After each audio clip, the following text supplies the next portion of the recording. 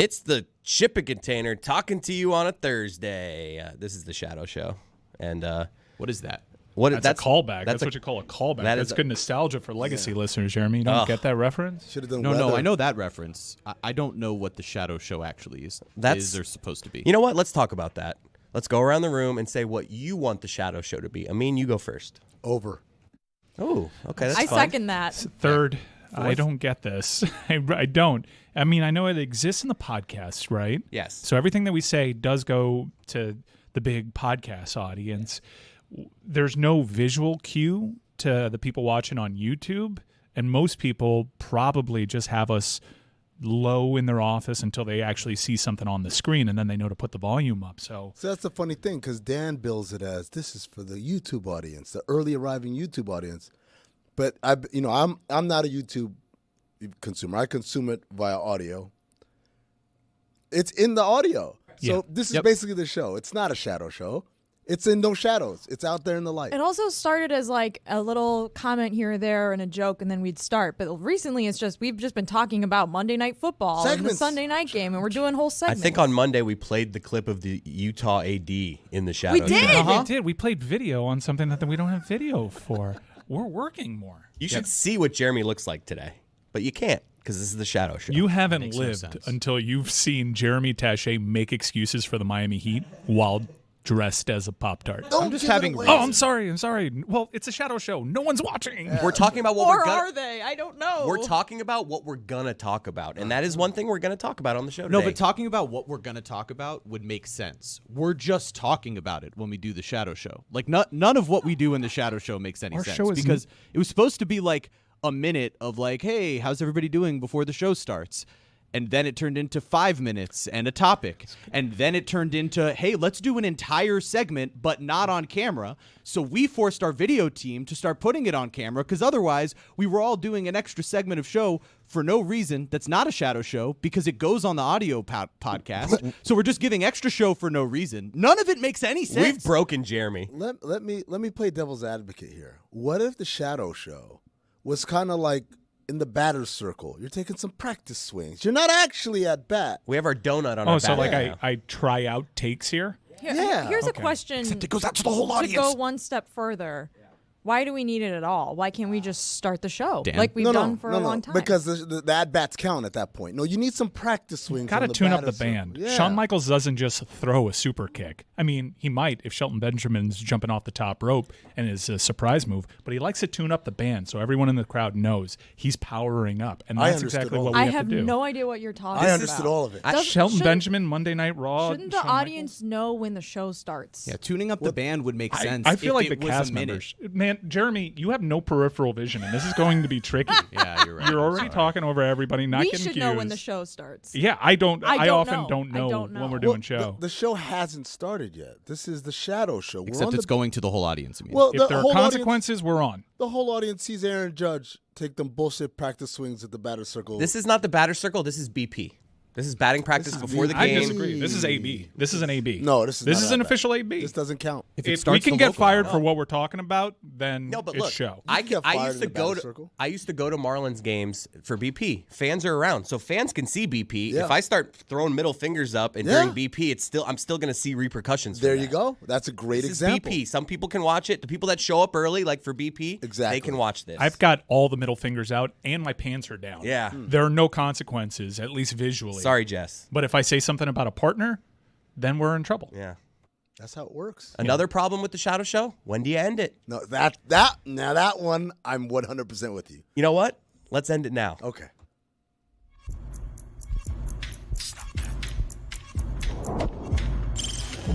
Stop that. Stop that. Stop that. Yeah. I hear him chatting the noise. Move too quick, can't stop for the talking. I hear him chat with the walking. Just too sharp with the prize. White girls better tell me I'm awesome. Yeah. Hot like fire on the pan. If you wanna touch my please use passion. Cold like 0 degrees. I'm out the cage, gotta let out the beast. Revolutionary, gotta let out the streets. Locked in a cage, I'ma let out the sheets. We came for war, man, forget my peace. We take the west side, take on the east. I'ma put them in the cage, never let out the. Yeah, I hear him chat to the noise. Move too quick, can't stop for the talking. I hear him chat with the boys. Not so tough, but mans keep walking. Yeah, just too sharp with the prize. Right, yes, let it tell me I'm awesome. Yeah, hot like fire on the pan. If you wanna touch me, please use caution. Stop that. Stop that. Stop that. Executive producer Chris Cody, what would you start with today? Have you given consideration to the idea that you're running a show today that is made and built for America? You don't know what the Shadow Show is, even though you're supposed to be governing that, and everyone seems to be confused about what it is that I want from that. How would you start the show today? Would you start the show today with Deshaun Elliott calling the Dolphins soft? No, I would start it with Caitlin Clark being one of us. Oh. And if she can shank a golf shot, anyone can shank a golf shot. She's playing. I thought you meant she also didn't like the Shadow Show. She doesn't know what it is for sure. But she was at some Pro-Am tournament, and she's got a gallery full of people around her, and she shanks one. She hits a low dart right in the crowd, and then the scary thing is she re-tees. Yeah. She takes a ball and goes right back to the tee, and you can see the gallery. Like, oh, my God, she's going again to start to move back. No, there was no part of her that did the, oh, my God, I'm sorry. She's just like, damn, all right, let's go back at it again. It really hammers home all those points they were trying to make in that Pablo Torre finds out about. Maybe she's wired a little differently. You know what I mean? I don't know why. Wait, you said I don't know that what you way. mean. I was about to What say does that this was an LPGA Pro-Am that she played 9 holes with Nelly Korda, who's like the best golfer in the world. So this is the shot. We're showing it right now. Thousands of people around her. So many people. She was signing autographs for like, I was going to say hours, but it probably wasn't hours. It wasn't like Dan at the Vegas show. It was slightly less time than that, but there was a ton of people there to watch her. Oh, my Yeah, God. she that's almost killed dangerous. somebody. And look, right back into the pocket. Yeah, she's like, oh, my bad. Not even a my bad. Not even my bad. There wasn't even like Not even my you're supposed bad. to raise your hand like, sorry, right? I almost killed Placido Polanco shooting a shot just like that. Placido? That's a Yeah. sentence. Yeah. He was playing golf with Chris Whittingham and I. We got paired together, and then in the back nine, he just dipped after almost getting one in the temple. One of these days, I want to go to these Tahoe trips. I just want to see it. I don't want to. No, this was actually in Miccosukee. Oh, wow. Okay. I'd like to go on one of them too, but right now they're just golf outings for Mike and Stugotz to spend a lovely time in Tahoe. I think we'd all like to go on those. Chris, when you're saying she is all of us, are you simply saying that in that instance, because you're not in that instance, I feel like all of us would have done something similar, which is you are now basking in the shame of everyone's watching you and you are an embarrassing failure at what you've done. You don't embrace that. You don't apologize. You just give me another shot so I can correct this. Give me another shot. I'm going to stare down at the tee and I'm going to just line it up again because I'm so ashamed. All of you are watching and I just did something terrible in front of you. To her credit, she piped the second one. So with that pressure, it didn't get to her. That might have been a breakfast ball for all we know. Was that the first hole? It's got to be a breakfast ball. But she choked. Love a BB. She choked, right? I mean, look. Look at Dan. I'm Right? a decent golfer. I have felt the first Tahoe shot I ever hit. I'm not used to a gallery, so even though Caitlin is used to this, it's just that when you're hitting you're used to swinging alone, and all of a sudden there's 1,000 people watching. When you. Sue and I take our exclusive golf trip, that is not at all to make content, and no invites are invited to anybody else in the show. And I step over that hole on 17. Oh, my hands are shaking. Thankfully, I'm 2 for 2, and I haven't killed anybody. Nice. Ray Romano almost killed Ray Chris. Romano hit me really close to my midsection. Wow. You got contact. Yeah, It hit my inner thigh. We did a whole thing for weeks on it. Ray Romano joined us. They talked about how they're extended family. Ray Romano drilled, and I don't know why Chris Cody said my midsection. He almost hit him right in the balls. Right, I was trying to avoid that word. Midsection's like not near the balls. Your stomach, no. Crotch is what I should have said. But you said almost Groin. like what you Balls. did. You could have just said balls. Yeah, you put us so Nuts. further away from what we were doing. Oh, that- cock. Testicles. But if I you- was picturing like a kidney shot Bollocks. or like a stomach, like internal bleeding because it hit you in the stomach. He hit me in my upper inner thigh. Made it seem like a kidney punch. Grapefruits. Midsection. I feel like I'm not too super wrong. It's on a this. lower body injury if it hits Just you in the kinda wrong. balls. Midsection's an upper body injury. Huevos. All right, let's analyze this for a second now, because if we're doing midsection, he's technically right, because midsection is under the nipples to the knees. That's really? Thank you, Dan. But why is he hedging? Why is he being careful? He knows exactly where he got hit. I didn't want to say balls or the grapes. cock. Yeah. Okay, but what you ended up... There it is. You wanted it, and you got it. I didn't want it. No, You shouldn't be saying that. Look, word. Look, that's where it hit me. I didn't want it. It's a strike zone, midsection. The problem with what you did is you were so afraid in today's America of saying the wrong thing, and I think that's the way we should be going. I think you should just run from all the Rogan boys. Just run screaming and scared because you can't say balls anymore, because that's how down the middle Chris becomes a lefty. Wait, are we the liberal Joe Rogan? Wow. Chris Cody. We were the liberal Joe Rogan the whole time. Every time I saw that tweet, I'm like, we've been that. That's right. But now Joe Rogan's people are throwing rocks at us, and Chris has to run scared and makes it the midsection and makes it so geographically confusing that now no one knows where he was almost hit, when the funniest place that he could have been hit is where he was hit. Hoo-ha. Hoo-ha is a good one. Technically, he is correct, I guess. It was your midsection, but it was not really a great descriptive word considering where it actually hit you. I hear midsection, and I think you got hit in the abs. That's what I think. Exactly. When I think midsection, because I'm being literal here and I'm doing strike zone, when I do midsection, it's nothing under the hips. But technically, if we're doing the body in thirds, the midsection has to go from knees to nipples. That's almost although you guys saw what Giannis did last night to celebrate his 3-point shot. Did you see this? I did not see this. Okay, Sam Cassell did once upon a time the testicle dance. Giannis is a child, and he was more overt, and so he just did a long swinging penis by putting his elbow at his waistline like he's got a giant penis. As midsection. Right. And I think you meant cock. Dan, I think what you've just uncovered is a new segment called Loopholes.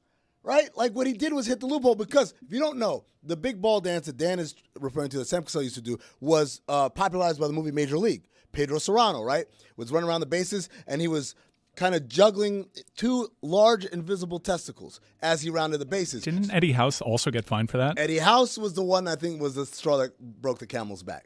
Like, we'll allow Sam Cassell to do it. But once Eddie started doing it, then it was a problem. So this dance has now been banned by the NBA. You do it, it's an automatic fine. So what Giannis did is he said, okay, you said no shirt, no shoes, no service. Nobody said anything about pants.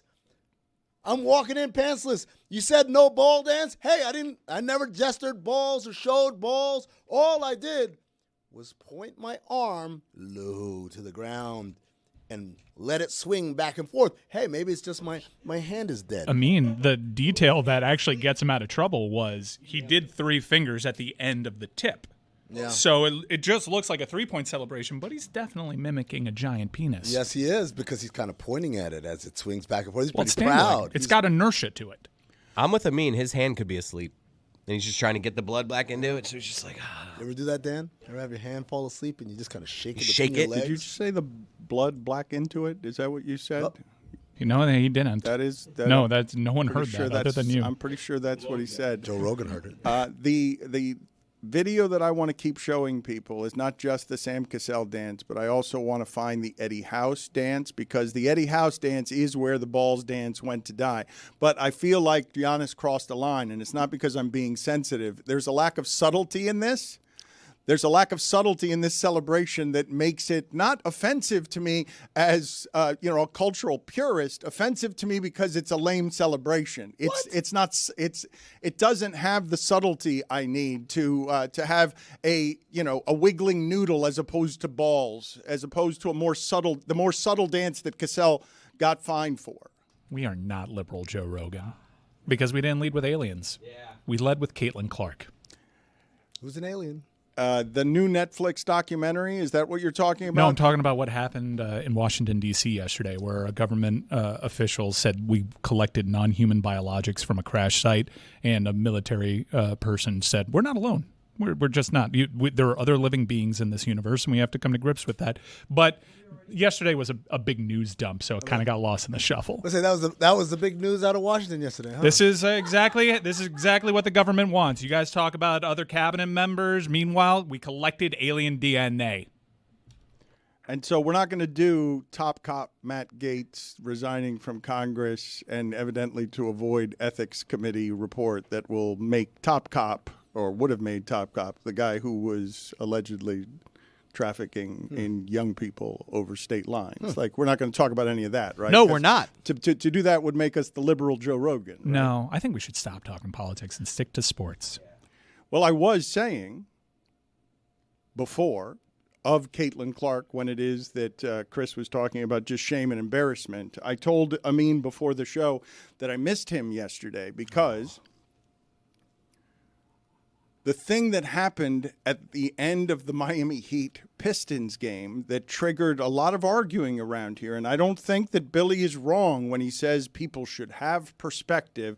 If you lose Game 10 of an NBA regular season, it shouldn't haunt you for the rest of your life. And the reason I know that I missed Amin yesterday is because I'm just certain that he agrees with me, having lived in the furnace facility that is competitive basketball, that it's going to be very hard to find a coaching mistake any of us have ever seen in that sport as embarrassing, shocking, and haunting as that one, where you're the buzzer beater mistake, where the coach makes the buzzer beater mistake that just ends the game because you're stewing in your own shame and shit in the middle of the court. And Spo, I've never seen him look like he lacked confidence more, shrinking inside himself as like tail between his legs to the sidelines because he realized what he had done. I mean, he realized that he had cost them the game before anybody else realized he had cost them the game. I've seen Spo in many a post-game press conference, including playoffs and the NBA Finals. I've never seen him look that devastated.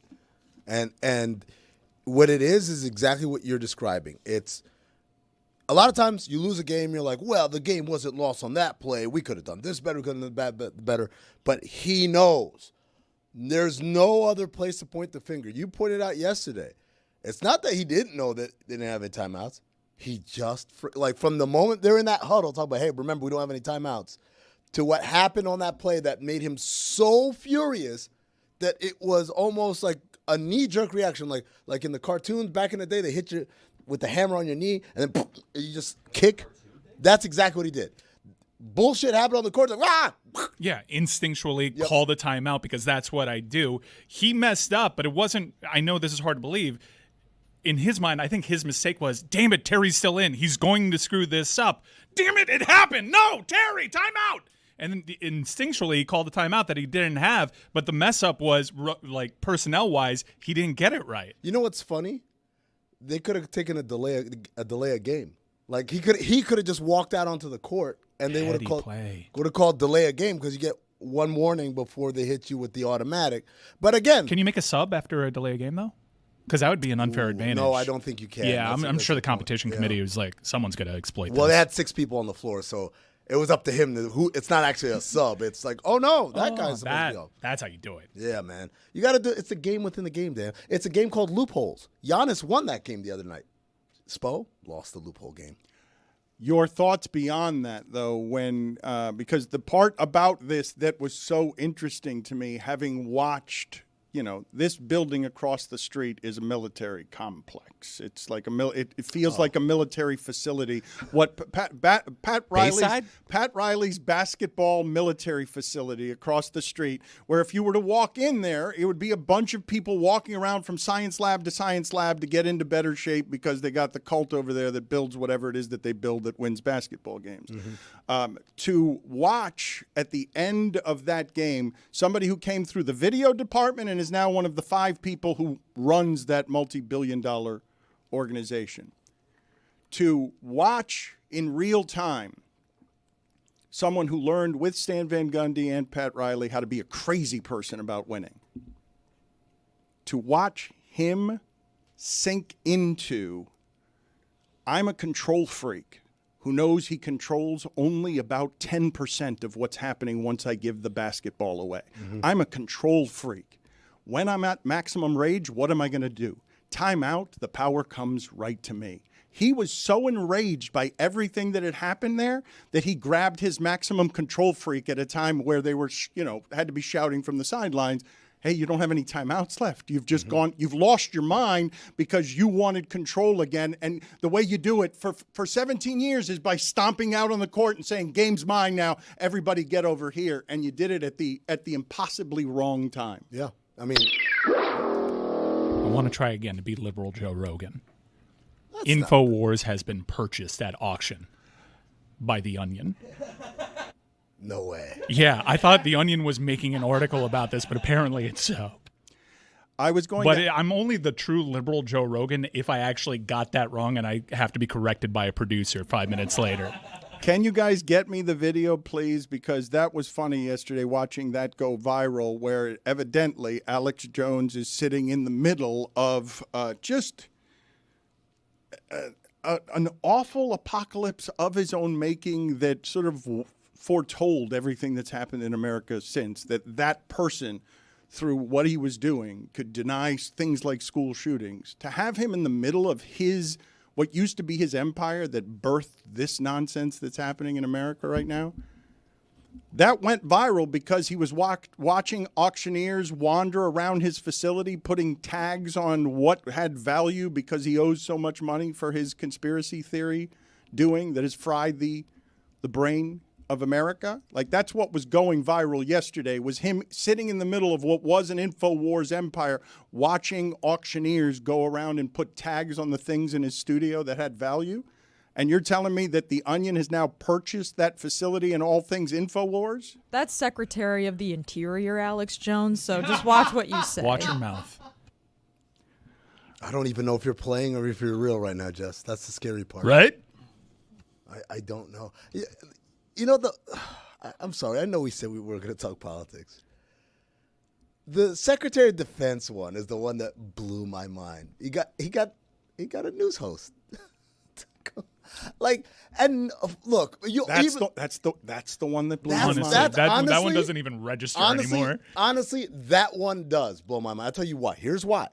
Because I can hear people say, oh, that Matt Gaetz thing, that's a conspiracy. He never did any of that. That's just the liberal media. I can hear them say that. What I cannot hear is any actual explanation that a TV host should be the Secretary of Defense, should be in charge of generals and armies and the Pentagon. I cannot, that's the part. Is there not a line for them over there, them bar there across the aisle, to say, hey, hold on, what the are we doing? I think we're long past that point. But they won. They got it all. You have it all, right? No, you have it all. It's yours. Is it about do aliens? with it what you please, but not that. You guys just want to ignore. We collected DNA that was non-human. Who cares? Right? And I don't think they meant a parrot was at this crash site, okay? There was a crash site. I mean... Whoa. There was non-human DNA in this crash site that we collected, and you're over here talking about shanked golf shots and attorney generals. None of that matters. We are not alone. What form of DNA do you think it was? Green person. Not what kind of... No, I'm saying what type of DNA from the green person was it? Because when I hear DNA at a crime scene, are you suggesting one thing and one thing only. Are you suggesting that this is... Yes, that's what he's suggesting. I mean, what voice was that earlier that you just did? A Bane. Not a good Bane, though. That was a Bane? Yeah, do with it as you please. I thought it was pretty good. I tried. I thought it was Sean Connery. Oh, wow. Okay. Did you know that Christopher Nolan says the sequence that he's most proudest of in his career is the opening sequence of Dark Knight Rises? I believe it. Man, that's a great sequence. They expect one of us in the wreckage, brother. She's such a better Bane than I you. know. Yeah. I didn't say I was good at it. How dare you go in front of her Bane with that Bane, though? That's the Master Bane. She's got a Baner. She's got a different Bane, though. Like a better Bane. Well, the best Bane. It's also different. It's not just regular Bane. It's Bane with a. You with keep an crafting edge. your bad Bane character. Okay. Keep working on Bad it. Baney. None of us knew why it is that he bad Baney. I mean, but seriously, like, what about the bomb exploding in Oppenheimer? I think that's more of a cinematic achievement. You think Bad Baney was bad? I got whispered in my ear. Won't give away who said it. Desmond Bane. What is this, Bane Capital? Jeremy said We're that to keep me, talking too. about Bane. As if we couldn't tell who told you. As if we all couldn't point at the Pop-Tart and know who told you? Who the bad pun came from. But the open of that movie was so good that I remember where I was. Like, I remember what seat of the theater I was in when I watched The Dark Knight Hot Rises. take. Not even the best opening sequence of Christopher Nolan's Dark Knight trilogy. The Dark Knight opener is great. It's Where so he good. robs The a bank? Oh my God. Spectacular. Is Glenn Powell in that scene? I think he is, yes. God, he's hot. Was he People's Sexiest Man, or is it John Krasinski? John Krasinski. I thought I saw that Glenn Powell was People's Sex, and then No a day shot. later. Liberal Joe Rogan says it's Benny Blanco. He read that somewhere. The internet not happy about Krasinski. They're like, what is this, 2014? That's what the internet's saying. Okay. We're still efforting for that video, by the way. I am here, though. Wait a minute. That was Alex Jones. Wait a minute. I am That's here. all I got is limited. No, but I know. But don't run away from me yet, because I want you to craft 2 impersonations for me, because it's not even Alex Jones that I want you to perfect. The one I'd like for you to perfect is the internet. Ooh. You speaking as the character, the internet, is what it is that I want. I want that character to burst to life and just be swelling, covered in boils, and just be an acid pit of, here is the sound of the What internet. does the internet sound like? Does it sound like a Russian Alex Jones? I've given you guys the voice of the internet for years. It's whiny. It's, oh my God. That's the internet. What are you talking about? See, the problem is I went straight from internet into Alex Jones, so I already forgot how I did the internet. I got to go back and listen to it. Oh, I'm the internet. Was it something like that? No, that's a means. That's the same. That's Dan, Chad GPT, I think. okay, this is from the New York Times, Dan, to give some context. It says, The Onion said the bid was sanctioned by the families of the victims of the mass shooting at Sandy Hook Elementary School, who in 2022 won a $1.4 billion defamation lawsuit against Mr. Jones and his company, Free Speech Systems. Everytown for Gun Safety, a nonprofit dedicated to ending gun violence that was founded in the aftermath of the Sandy Hook shooting, will advertise on a relaunch version of the site under The Onion. You know what? They missed a great opportunity. They should have bought it anonymously and kept running it as if it's still InfoWars, but just infiltrate it with more and more ridiculous stories just to see how far people will believe what I they was say. going to say that Amin is a classic critic, hater, second guesser, because he immediately gets information that is indisputably clever about the darkest of humor. The idea that the Onion would be able to purchase with the sanctioning of the families, because in the search of helping the families, would purchase this this joke of a thing that changed the way that the American news coverage happens, because people were believing in conspiracies. The idea that it would happen in real life, and that Amin would say you could have used that power to then turn InfoWars into something else by working in the shadows and not telling people you were the Onion. That's even funnier somehow. That InfoWars just overnight becomes satirical, and it takes several months to be able to tell. I don't think that that's the height of dark comedy. I think the height of dark comedy is just giving that information while a Pop-Tart sits next to her. I was hoping that at some point today he would have some very serious commentary while dressed as a Pop-Tart. Oh, don't you worry. I can do that whenever you want, Dan. Yes, I know you can. I do know that you can. Do we want to talk at all about the Deshaun Elliott story? Yes. Because Oh my God, Dan, the Steelers have safeties that are talking shit. They have wide receivers that are acting weird. We got a pass rush. We have a run game. The Steelers are so back. your enthusiasm is fun because you've got a deep passing game. Your offense is no longer constipated. The Steelers actually, people have been questioning how good the Steelers are for a few years, but because of the improvements they've made recently that include a coach making a really ballsy quarterback change, people are thinking the Steelers are more for real because they have deep ball possibilities in Pickens than they have been. And I'm inclined to put down some of my doubt just because maybe Tomlin can get a little something out of Russell Wilson. But the Deshaun, this story, though, you never see this story, correct? Where all of a sudden, all over the locker room in Dolphin Land, reporters are spread out asking everybody, every single person in the facility, are you soft? People who do that for a living, wandering around, talking to the Dolphins, asking them, are you soft? And I thought that Javon Holland had the best response. which is just like, it's just empty noise until you've named names. Go ahead and say that Javon Holland is soft, and go ahead and put names on it. Otherwise, you're just a guy yapping to get attention. The reason that this is a story is because he's accusing them of something that everyone has accused them of. Like, this has been thought of as a softer defense. So it's like, if he had called them bad tippers, I don't think that this would have been a news story. It would have just been like, oh, they're probably not bad tippers. He's probably just, but he said exactly the thing that they are criticized for being. So it's definitely going to be something that they're asked about. Barry Jackson was just touching his nipples when that sound got heard. The part that I'm objecting to is... Besides that? Yes, beyond the Barry Jackson touching his nipples, is who among us is calling anybody in that sport soft? Like, what are we doing? Well, what are we doing? Yeah, I would never do that. On a spectrum. I would never right? see Blaine Gabbert flinching in the pocket and say he's soft. Never me. Nope. An entire team... Calling an entire team soft that you're no longer on in Just that sport. Defense. Look, we can talk about how they're built for He finesse. trusted Alec Ingold. We could talk about them being built for finesse. We can also talk about them being fast.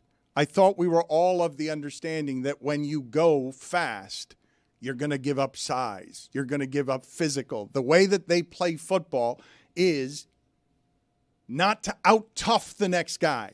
You guys really believe that out-toughing is often a thing in the NFL? Yes, out-physicaling, 1,000%. The Ravens or the Steelers, they're more physical. Not out-physicaling where you have, not out. Isn't that like a synonym? No, you're making them synonyms. I am not. When you say someone's soft, it's not because they're too weak-minded to actually conquer you with their strength. It's because they're physically not strong enough. When you're getting manhandled, when everyone in the league is getting manhandled by the Lions' offensive line or on the tush-push, the Eagles' offensive line, it's because Lane Johnson is stronger than everyone in the league. Not tougher, physically stronger than every single person who's across from him, and so was Kelsey. Okay, I guess if you peel back the layers and you get down in the nitty-gritty, I get what you're coming from. And he did say mentally soft, which is a distinction. But I think that you can – look, Miami's a team that's built for speed and finesse, and they made off-season choices that only leaned more into that. So I think that you can certainly deduce that there are teams that are physically tougher than the Miami Dolphins. Is he doing a cold weather thing?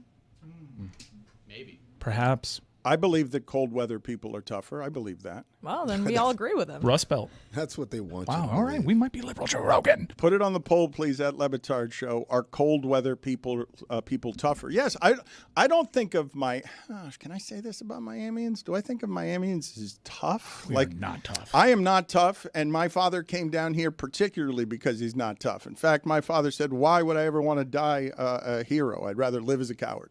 There are tougher. There are people that are tougher in South Florida in certain actions. I'm saying generally in Kendall, not the toughest. I feel like this is a confidence that comes just for playing for Mike Tomlin and the Steelers. You go to Mike Tomlin and the Steelers, you just instantly feel tougher than everybody else. He's looking around, and the uniforms we wear, the way our fans wave those towels, we're tougher than you. All right. That team's soft. Mike McDaniel, too quirky. Let's examine this for a second, because Kendall is the hood, according to Alex Rodriguez. Alex Rodriguez. He did grow up in the hood with me. In Kendall. We both grew up in the hood.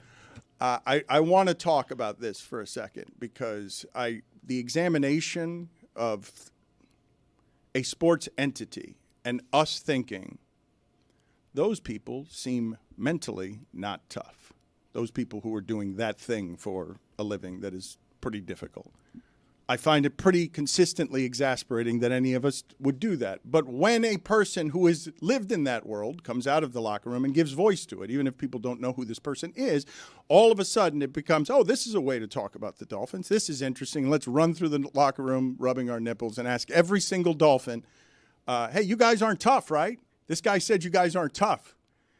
When they're halfway through a season that breaks all of those bodies. Like, all of them are limping through that facility, and that's the question they're being asked midweek because we need the content. Tua literally said at a press conference, I don't care. I love it to the death of me. That's right. His brain, that's right. The guy with the brain problem in the middle of that is saying, yep, I'm in the middle of this, and I'm giving my brain to the cause, and you think I'm not tough. Dan, I think when we're talking about this, we have to clarify. Like Chris said, it's a spectrum. Like to us, of course, it's like when NBA players say, "Oh yeah, how many points have you scored in the NBA?" Like, well, you're not comparing to me. If you were, you wouldn't be in the league either. The comparison is against your peers, and so these are peers talking amongst each other. It's like if Steph Curry told Klay Thompson, "You're not that good of a shooter." To Steph Curry, he's not. To the rest of us, obviously, he's way better than anyone we've ever seen in our lives. So when they say this, when Elliott says this, he's saying it within the like you can't say those guys are walking around hurt and stuff. Of course, he knows that his team's doing the same thing. All right, let me play the sound for the audience so we can hear this in his own words. So this will be fun. This will be very fun. I haven't been able to play against Baltimore the way I wanted to because last year I played for a team that was soft as fuck. I mean, oh my God, I can't put that on there. That was pretty soft. The guys on the team. But there were some guys who were tough, but like for the majority of the team, there was not mentally tough individuals. So to be on a team with a full team of mentally tough guys going against another mentally tough team and AFC North ball, it's gonna be fun, man. I have told this story a couple of times, and I will tell it again just because we're all in agreement, right, that Ricky Williams as a football player was pretty tough, yes? Yeah. So Ricky, some would say mentally wasn't tough. He couldn't do it. He did quit on his team. Right. Okay. So the reason I asked the question is because the image of him gets distorted. I always thought that he was too gentle a spirit to exist in that world, but he, had more rushing yards than anyone in the history of running a football in college and then get to the pros, and Ditka trades all his draft picks for him. He's walking through the Raven locker room, and he's saying, with Ed Reed and Ray Lewis in the room, I feel like a rabbit among wolves, that those two people are not built in any way the way that I am built, but Ricky Williams was tough enough to carry a ball 400 times a season in that sport and, go looking for Roy Williams in your secondary because he wanted to bully him. He was tough enough to do that. So I ask you, why do you think that you can hit a football team with so many different personalities with an allegation like they're soft at football? I'm a little confused because I think even Ricky Williams, while we all admit is tough, he's admitting that there are degrees of toughness. Mm-hmm. Agreed, but that's a team locker room right there. That is what happens. I don't doubt that the Dolphins are tougher than us, but I don't think that they're tougher than the Steelers. Dan, I'm pretty sure Terry Rozier was the best basketball player in middle school that he ever played against, probably in high school. In college, he was really good. And then you get to the pros and you're like, oh, shit. There are a lot of people who are good like this, right? Like Zachary Researche of the Atlanta Hawks said this other day. He said, in Europe, I was the most athletic guy, and here I'm just a dude. And so perhaps when it comes to Ricky Williams, yes, he's tough in high school. Yes, he's tough, the toughest in college. But you get to the pros and you see Ray Lewis, you see Ed Reed, like, I'm not tough like that.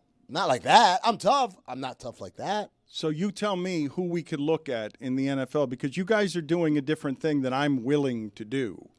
What's that? I'm not looking at the Philadelphia Eagles when they're physically mauling everybody on both sides of the front of the ball. I'm not looking at that and saying they're tougher than everybody. I'm looking at it and saying they've got a number of physical gifts that work together that are physically stronger than everybody. I think there is a ceiling on tough on people who play those positions. They say of defensive linemen, for example. They say of offensive linemen, they're the guys who can put your refrigerator together. The defensive linemen are the ones who would tear it apart with their teeth.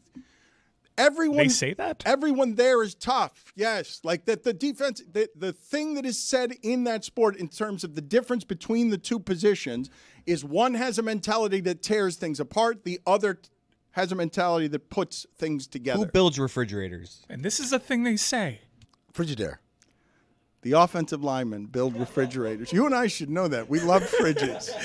William the Fridge Perry. Dan, Mike McDaniel's response was also very funny. He said, I just worry about this year's team. He said it on a podcast. Cool podcast. This is manna. This is manna from heaven for Coach McDaniel. This is, you know who they're playing next? This is chum to throw into the locker room. Raiders. And the Raiders, historically, tough. The autumn wind. It's a pirate, Dan. It's man from heaven is what it is. Man, I'm gonna out tough you. It's not man up front. It's not. So you guys just. There are tougher players in the league, dude. Like I don't know what to tell you. I think I look at James Harrison, I look at Willie Williams. I say, yeah, James Harrison tougher. Now you may argue, well, he's bigger and stronger, and I will say, good point. That's what makes him tougher, Dan. I would argue that nobody listening to this would argue that the Chiefs won the Super Bowl for the reasons that had to do with toughness. That was a tough defense. Chris Jones would like a word. Yeah, Chris Jones, tough. Yeah, really. Pacheco. Physically strong, unbelievably strong. I mean, if we're just doing a weather thing. Pacheco's tough. Wait, there are bigger running backs than Pacheco's Isaiah a hard Pacheco. runner. And no one really in the league can replicate his running style right now. He's unique. So how do you explain that? That's not just a physical attribute, Dan. He's not bigger and stronger than everybody else at the position. He's tougher. I'm still doing a weather thing here. I think that the Chiefs won because they were mentally tougher when it was negative 30 degrees in Kansas City. They were mentally tougher on that blocked field goal last weekend. They were mentally tougher. Mm-hmm. You don't. You're moving the goalpost here, Dan. Like it's just like you mentioned the Chiefs. We give you examples of guys that are tough. No, Yeah, thank you. You gave me examples of guys in football who are tough. Yeah, Pacheco. Yeah, I mean, like I you can't want to go. believe. Well, how did you possibly come up with examples in football of guys who are tough? I don't know what you're doing. You're saying they're not tougher. They're bigger and stronger. Okay, agree to disagree. I think that makes you tougher. What I am saying is, let's go ahead and do it. Let's do this right now. Let's go through the recent champions, and you give me the champions that you think won because they were tougher. Like, you give me where that the was. Philadelphia Eagles, a quarterback by Nick Foles. They were tougher. And that was a really tough team that they went up against. But in the trenches, they were physically tougher and dominant. And I think toughness is an attribute that you can assign to them. And you know why they were tougher? Because Nick Foles had an arm that was hanging between his legs that he pointed to with 3 fingers on it. I don't know how you make the distinction tougher when I'm like, and that's the best offensive line I've ever seen.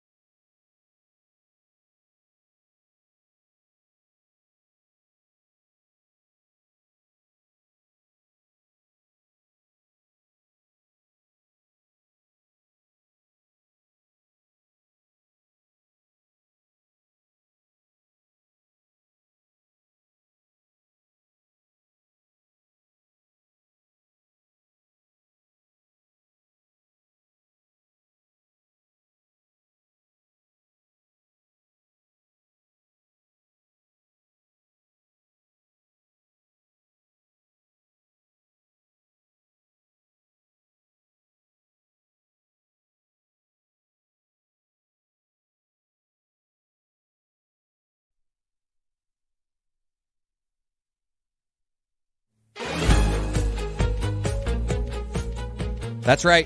It's time for Thursday Thunder, and it's brought to you by DraftKings. Stay tuned because you'll hear all about DraftKings and all it has to offer throughout the show. DraftKings, the crown is yours. Mike, what do we got? Bolt me. Good timing. Good timing. You surprised him. Usually the bolt comes after the pick. No, but this is the second time I've asked for a bolt. He needed the top production. I'll bolt the shit out of you. We are in a contract here. You should get your timing right. These sponsored segments are important. Yeah, no cursing. Don't do that during a sponsored segment. DraftKings is our sugar daddy. Can we please do this better? Bolt me. 3-leg parlay. It'll pay out at plus 472, but we're going cross sport, and you're going to have to be a little patient with this one because it won't fully pay off until the weekend. Here we go. First leg. We looked at Thursday Night Football. We got a good one. Commies taking over Pennsylvania. Second week in a row that's happened. All right. We got the Commanders. We got the Philadelphia Eagles. And I think Saquon Barkley's going to score a touchdown. Anytime touchdown score. First leg. He's been pretty important for them, right? Like if we were to say transactions, trades, best in football in the offseason, Saquon's been the most important one, correct? Hard-hitting analysis from Dan Le Batard. He's tougher than everybody else. Sometimes. And actually, that was your take. You said there's like a handful of guys, Derrick Henry, Nick Chubb, Saquon Barkley, they appear tougher. It's weird. Your takes are coming back to haunt you. Tonight in the NHL, late one, 10-10 start. I love this bet. This is one of the more routine bets that I have in hockey. Quinn Hughes assist over. Love that guy. Sniper. And also, to close out our parlay, there's a big fight this weekend. There's a couple big fights this weekend. Yeah. We're going to the Jake Paul-Mike Tyson fight, and we are going with Jake Paul by KO/TKO/DQ at plus 150 to close out our 3-leg parlay. That is Thursday Thunder. I've never criticized Thursday Thunder before. That's a trash third leg. You're a Tyson guy? Yes. Have you seen, we've talked a lot about Alex Jones, and you're all familiar with the internet meme of like the before and after where it's the same picture. Mm-hmm. That's kind of what's happening with Mike Tyson training camp photos, in which Mike Tyson, wow, what a transformation. And all he's done is pull his trunks up. All he's done is to pull his trunks up above his belly button, and everyone's like, man, that guy's in crazy good shape. If I did that to you if I did that right now, I think I would look in better shape than you guys think I am if I were to just pull up my pants to a certain point. This is why millennials were crying when Gen Z brought back the low-rise pant again, Dan, because the high-waisted trend has been the best thing that's ever happened to anyone. I wonder if Kenny Mayne might want to, at the end of this segment, see if he and I do a belly off here to see who it is can pull up their pants to the place that makes it look like they are more buff than they actually are. Kenny Mayne is going to join us right now. He is, I believe to be, and I say this, with the most profound respect, the single worst contestant in the history of Dancing with the Stars. The single worst that there's ever been. However, I do really and genuinely admire his bravery in doing that, and I think it takes a really great sense of humor to be someone brave enough to do that when you know that you cannot dance. So, Kenny, thank you for being on with us. I want to talk about your documentary in a second, but it was both brave and awful to see you on Dancing with the Stars. That's the worst introduction I've ever had, not just on this show, but really any show. I was not the worst even that season. Master P was worse than I just didn't have any kind of following. And so I got voted off, and Bruno, the judge, hated me. I was doing things that were so subtle and nuanced, they wouldn't be understood for decades. And we haven't even reached that time point yet. But I tried. Plus, they paid money. I did it for the money. I didn't give a damn about the dancing. I want to talk to you about your documentary. You pride yourself on being strange. I would say that in the history of sports media, very few people have ever made the content that you have made. What? Why are you killing the guy? The first two things you've said to him are the worst things ever. I think he would think. Yes, I would think that you would view strange as a compliment. No? I mean, strange is derogatory. You could have said quirky, ironic, like throw some other terms like whatever. We're friends. I thought you liked me. So far, you've insulted me twice on the game, but I'm here. I'll take the punches. I got a wiffle ball. I got a bat. I got a piece of Griffey art back here that's in the movie that's for sale to help my foundation called Run Freely to support veterans.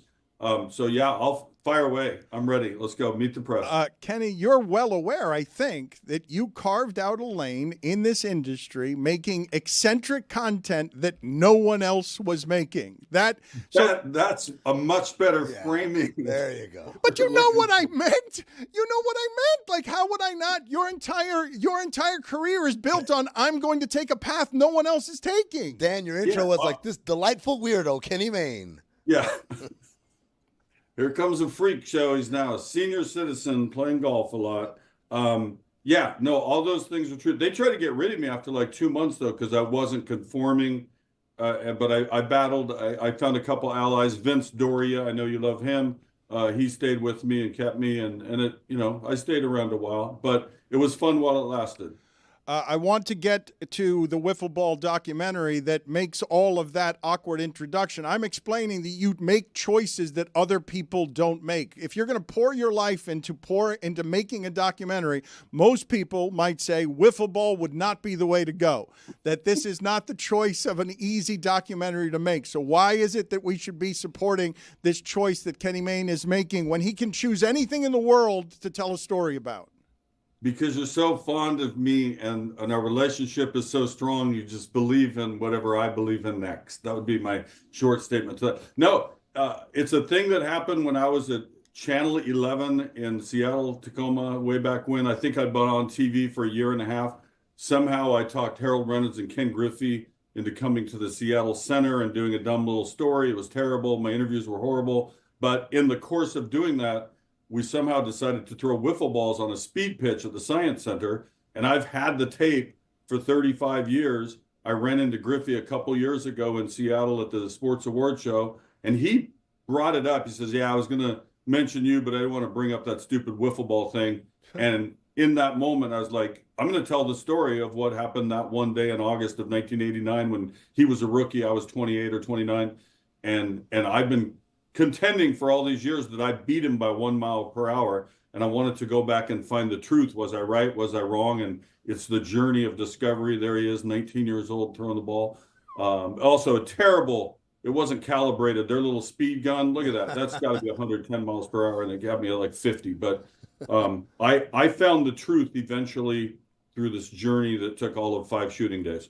Okay, so 5 shooting days. You poured your heart into this documentary. It is on FUBU, 8 p.m. Eastern tonight. Ken Griffey Jr., Mean was saying right before you came on, remember when it was a giant national controversy that Ken Griffey Jr. used to wear his baseball cap backward?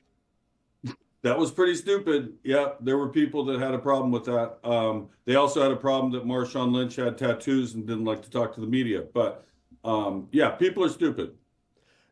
Sorry to interrupt the interview. It's going great. I love this whole conversation. But Dan, you said the documentary airs on FUBU. That is a clothing line. Fubo is where the I'm documentary sorry. airs. That's my bad. That's fine. That's a totally different Love that thing. dude on Shark Tank, though. It's a great disseminator of sports content. It's also available through Roku and their other platforms. Fubo, 8 p.m. Eastern, wiffle ball. It's 30 minutes. We need this movie right now in America. We need this escape. Gretchen and I have shut off cable news. We're watching like the Today Show where they're talking about hot trends in Christmas wrapping paper. We're just down that lane right now. And this movie is escapism. Ken Burns is in it, the noted documentarian. We have the wiffle ball headquarters president is in it. We have a UW professor. You got old footage. You got new footage. There's music from the Head and the Heart. Pearl Jam helped us out. This kid named Sam LaChow, a rapper in Seattle, helped out. And am I shouting? I feel like I'm shouting. No. Far away, I just love your lane as self-conscious TV guy. It's something that's delighted me for 30 years. Like, am I shouting is supposed to be an inner thought. And I wasn't the worst dancer. I was one of the worst dancers, but not the worst. You could ask Master P and his followers. They just voted him in because he's Master P and he's successful and he's a rapper. Nobody knew the hell I was. I just took the money. They said, you want to be on Dancing with the Stars? I thought I was going to dance with a star. And it's like, no, you're the star. And I ruined that poor girl's career that never had her back either. Oh, no. I said, yeah, they never had her back once. Andrea, I said, why don't we do something really simple? just keep me in the box ready. No, we're going to be ambitious. And I was like chasing her around the room and throwing off moves. And oh, well, that's over now. That was so long ago. The Seahawks were playing Pittsburgh Steelers in the Super Bowl that year. I want to talk to you about some sports things, including this Tyson-Jake Paul I want to talk fight. about my goddamn movie that's on Fubo, not Fubu. Yeah, I'm going to wear that one for a while. Yeah, I'm going to wear that one for a while. That one hurts. We'll get back to your movie in a second because I think wiffle ball should be the new national pastime. But because I've admired how it is that you have made content for a long time, you're cleverly disguised as a jester, but I've always thought because of your sensibilities, you watch everything in sports with a wink, but I've also thought you're one of the smartest guys doing it. And so I wanted to ask you from that context what it is that you do make of what's happening in America right now as you hide in your bunker there and watch, Christmas decoration shows. I'll have a statement to make soon after the inauguration. No, I was surprised, disappointed. I hope they do less damage than I expect. But anyway, Fubo tonight, 8 p.m. Eastern is where you're going to see wiffle ball. And, go team. Go America. Not only on Fubo, but also on Rockaware. Oh, no, excuse me, Roku. Thank you. You're like you got a real-time fact checker right there. I need it. Which America Super Bowl did you one. mean? Did you mean the Steelers and the Cardinals Super Bowl? Steelers, Seahawks in Detroit. Oh, Stevie Wonder played before. The bus's last stop. That Super Bowl. Randall that was a good nicest one. passes you'll ever see. Yeah, we dropped like 7 balls. There were a couple bad calls. Oh, the refs were so bad. Yeah, it was an ugly game, but I got to interview Stevie Wonder. So, and by the way, I was in Atlanta for the Stevie Wonder for Kamala event in Atlanta at State Farm, and then the Seahawks the very next day. That was October 19th and 20th. We were as high as a kite then. It was happening. Is it true? Remember those days? Is it true that Stevie can see? No, you know what? I think he makes his own blind jokes, but that one, there have been incidents like, how can he drum? How can he do? Well, he's been around the instruments just like I used to be good at football. I could do stuff with a football without looking, right? Like you're so used to the equipment. So he can just reach over here and grab his harmonica or play the sticks or whatever. It was a good show. I can do some other concert reviews for you. Pearl Jam, both in Madison Square Garden and at Fenway twice. Really getting off topic here, but what was the question? Well, the question was, can Stevie Wonder see? Because the urban legend I heard is that someone that I know is working in a music studio. No, but and they're walking Bomani Jones makes a very convincing argument, famously. You want to hear this story? Hold on. Stevie I know Wonder you want. can Hold see. on. You want to hear this story? My buddy was walking through a music studio and saw Stevie Wonder at a snack machine trying to figure out what he wanted by himself. That to me is like, look, I'm not saying that he's got 20/20 vision, but I think he can see a little. He was just feeling the vibes of the potato chips and the crackers and whatnot that was in there and determining which one his aura was drawn to what. That's what I think was happening that day. Are there not there's not Braille on vending machines? Point there should be expensive, but my nephew's blind. And did you ever see my nephew and me for Funny or Die? We did a thing called blind football announcer. Why are you laughing at my nephew? No, he's laughing at me. He's not laughing at you. He's laughing at me. Okay, that's fine. Troy can take it. So Troy wanted to call a Seahawk game, and for Funny or Die, this is 10 years ago. We went to a real Seahawk game, got a real booth, and Troy was the announcer, and I was the color guy. And he'd be like, Richard Sherman. I said, Troy, no, we're on offense. We're literally, we are on offense. Look it up. It's on the internet. Blind football announcer. I'm on it. All right. It's a lot of strange, quirky content that you could look up. Kenny Mayne, do you have anything in your past that you look at and say, this is the best of the strange that I have done? This is the proudest of the strange that represents my work. Well, the one I'm most proud of, and it involves Stevie Wonder again, I got him.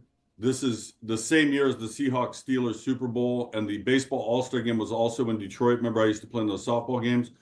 And I went to Live 8, not Live Aid, but Live 8. They're trying to get the G8 to relieve African debt, if you guys remember that whole thing.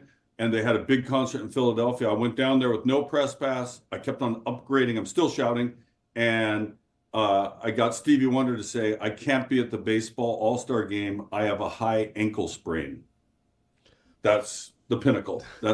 I could have just walked away from that, but I still needed to pay bills and so forth. So I kept in the game. Believe it or not, Kenny, there are a lot of blind How football did you find announcers. that? Oh, there it is. Okay. The video team is what? very good. They're very quick. Well, that was really good because we didn't talk about this before. You had some other preloaded stuff, and I got to hear during your break how you guys put stuff together. Either you're very relaxed and good at what you do, you don't know what in the hell you're doing, or you don't care. It's one of those. I don't know which one it is. Yes. Yes, it's all of those things. Yes. It's and so we're Is throwing that a fake candle? We're throwing up. Is that a fake candle? It is a fake candle. Kenny, you can't do better than a fake candle. Gretchen. Come on, Kenny. Gretchen. Kenny, No, what's we have. Kenny? Hold on. You want to see our real candle? We just bought it. Sure, Let's go. Sure, Go I would on. love to see your real candle. Sure, got the let's see real the candle. real candle. Oh, Yes. we're on the move. Look at Nice this. house right Tour there. house. Okay, so to the audio listeners, we're going through Kenny Maine's house. It's beautiful. Who's your interior decorator? That Sports Center money. That's a large Gretchen, candle. Rob, Beautiful wainscoting. Wait, there's Gretchen. Yeah, Gretchen. Hey, Gretchen. How you doing? Gretchen? All right, They look. wanted to see our candle. They were pissed about this candle. They thought it's beneath us. I mean, it is though. Oh, You're- the fake one? I know, it's pretty bad. Sorry. I have a real one I can stick in there instead. We're trying to save the environment by buying fake candles made from plastic or something. Do you Yeah. want a real candle? No, they're good. Okay. You welcome us into your home, and now we just shame your decoration and make you feel guilty about the environment as well. That's excellent. Hey, you want to go outside where we can throw wiffle balls? Let's do this. What do you want to do? You want to challenge our group here? Is that what we're doing? We've got a setup. I saw somebody setting up in the other room, and it looked like a radar machine was clocking things in the other room. Yeah. Are we on a time deadline? Isn't this we could just go on forever, right? No. Yes. I mean, yes. Yes, Okay. and. Yes. Go ahead. All right, because I love this show and I care about Fubo TV and my show Wiffle Ball, and I have a wiffle ball. I always have sun in my hand. That's this little thing. It's like a stress reliever, casino dice. So like when I did Sports Center, I always had a pen or a dice or something, and it's like a pacifier, I guess. So this time it's a wiffle ball, and I'm going to go outside in my bare feet. It's 37 degrees, but we're doing it. And also, Gretchen made me switch shirts. What do you think of this? I should have worn this, right? Careful with that candle. Careful with the camera. Why? No, the candle. The candle, not the camera. You don't want to catch anything on fire. You don't want anything to catch fire. You want that fabric looks flammable. We're going back. Okay, We're hold back on. on the move. Yeah, we're going back through his house. Going again. live. Here we go. This Everybody just relax. so he's in his backyard, ladies and gentlemen. It's Beautiful landscaping. Beautiful landscaping. There it is. Look at fall. How we doing? That's what it looks like, guys. He's mentally tougher than us. No. It sure is. All right. Did you show the clip where I went back? We never even talked about the stupid movie, did we? We really didn't. We just kind of like I think we on the talked about it plenty. fringes. Hey, No, what we there's a didn't thing I talk like. about is the state of America. You avoided that deftly. That's It what we wasn't did. time for that. It's not time. We can't do anything about it right now. That's a good point. It's a damn good point, Dan. You know He's what? got you there. You know what? You got me cornered, mate. Okay, just throw a wiffle ball then. Let's laugh until fire fills the sky. Go ahead. Go ahead. Just waste our time. Go ahead. Waste our time throwing a wiffle ball. In the movie, at the beginning, I tell the Dick Williams story. Remember Dick Williams, the crusty old manager, Oakland A's, and he was with the Mariners. Sure. And I went up to him on day one. I'm nervous reporter. I'm like, I was trying to do a joke out of the gate. Dick, is it just me, or if you had trouble purchasing wiffle ball equipment this spring? And there was just utter the worst dead air ever. And he goes, I go, the plastic bat thing, the yellow. I know what wiffle ball is. Your joke's not funny. So then I transitioned to tell me about your middle relief. How will it All right. So I went to Driveline Baseball, Kent, Washington, where they train real athletes, baseball players, trying to top the number that I did with Griffey on inferior equipment. And by the way, it wasn't even a real wiffle ball. So I took a real wiffle ball, went at my age, 35 years later, to try to beat my old number, and I did. The theory was it's a lighter ball and better equipment for judging it. So I challenge your young people who should be able to beat me. They're probably 30 years my junior, right? I'm like a senior citizen. At least, Kenny. 69. Well, aren't you actually a senior citizen, or is it 65 or 70 that's a senior citizen? You know what? Go for yourself. So I threw 69. I thought I could get higher. I think your young people at 46 feet, it was Little League distance, should be able to. I'm going to throw one by just so you hear the wiffle ball noise because this is fun. Let's see. Okay, let's see if this works as audio because you're going to have to be accurate. Oh, snap. He almost hit the camera. Okay. I was trying. He almost hit the camera, ladies and gentlemen. It was very accurate. It was very fast. The audio wasn't exceptional. There was a little bit of there was speed whiff. on it. There was a whiff. What do you have a time? That was 73. I don't believe you. I believe. Listen, where's the camera that shows us the measurement? The wry smile kind of gave the game away. You know how hard it is? Because I've done first pitches at baseball games several times, and I still think I have a decent arm, not what it was 40 years ago. I couldn't even hit. I was like 68, 72, at best 73. Those pitchers, how they do it, the mechanics of it, I'm still just mystified by it. Like how they get up in the 90s and over to 100. They're also 21 years old and 6'5", 240. But the only thing I can still do is throw a football like 40 and in. I'm still pretty good, but the elasticity is gone. I'm in my senior years. I'm not playing from the senior tees, though. I'll tell you that much. We're way back at the Whites or the Blues. But you care so little about this particular competition that you're not going to give us an honest time of what it is that you just threw. You're just making up the number 73. I have a radar gun at my house. Well, I thought we were doing something for your documentary to promote it. Yeah. I thought you were going to put some effort into this. To be fair, Kenny, it is a really nice house. 69 terrible candles. 69 is the number I hit. Last April, or a year ago, April, 69. They got to try to beat.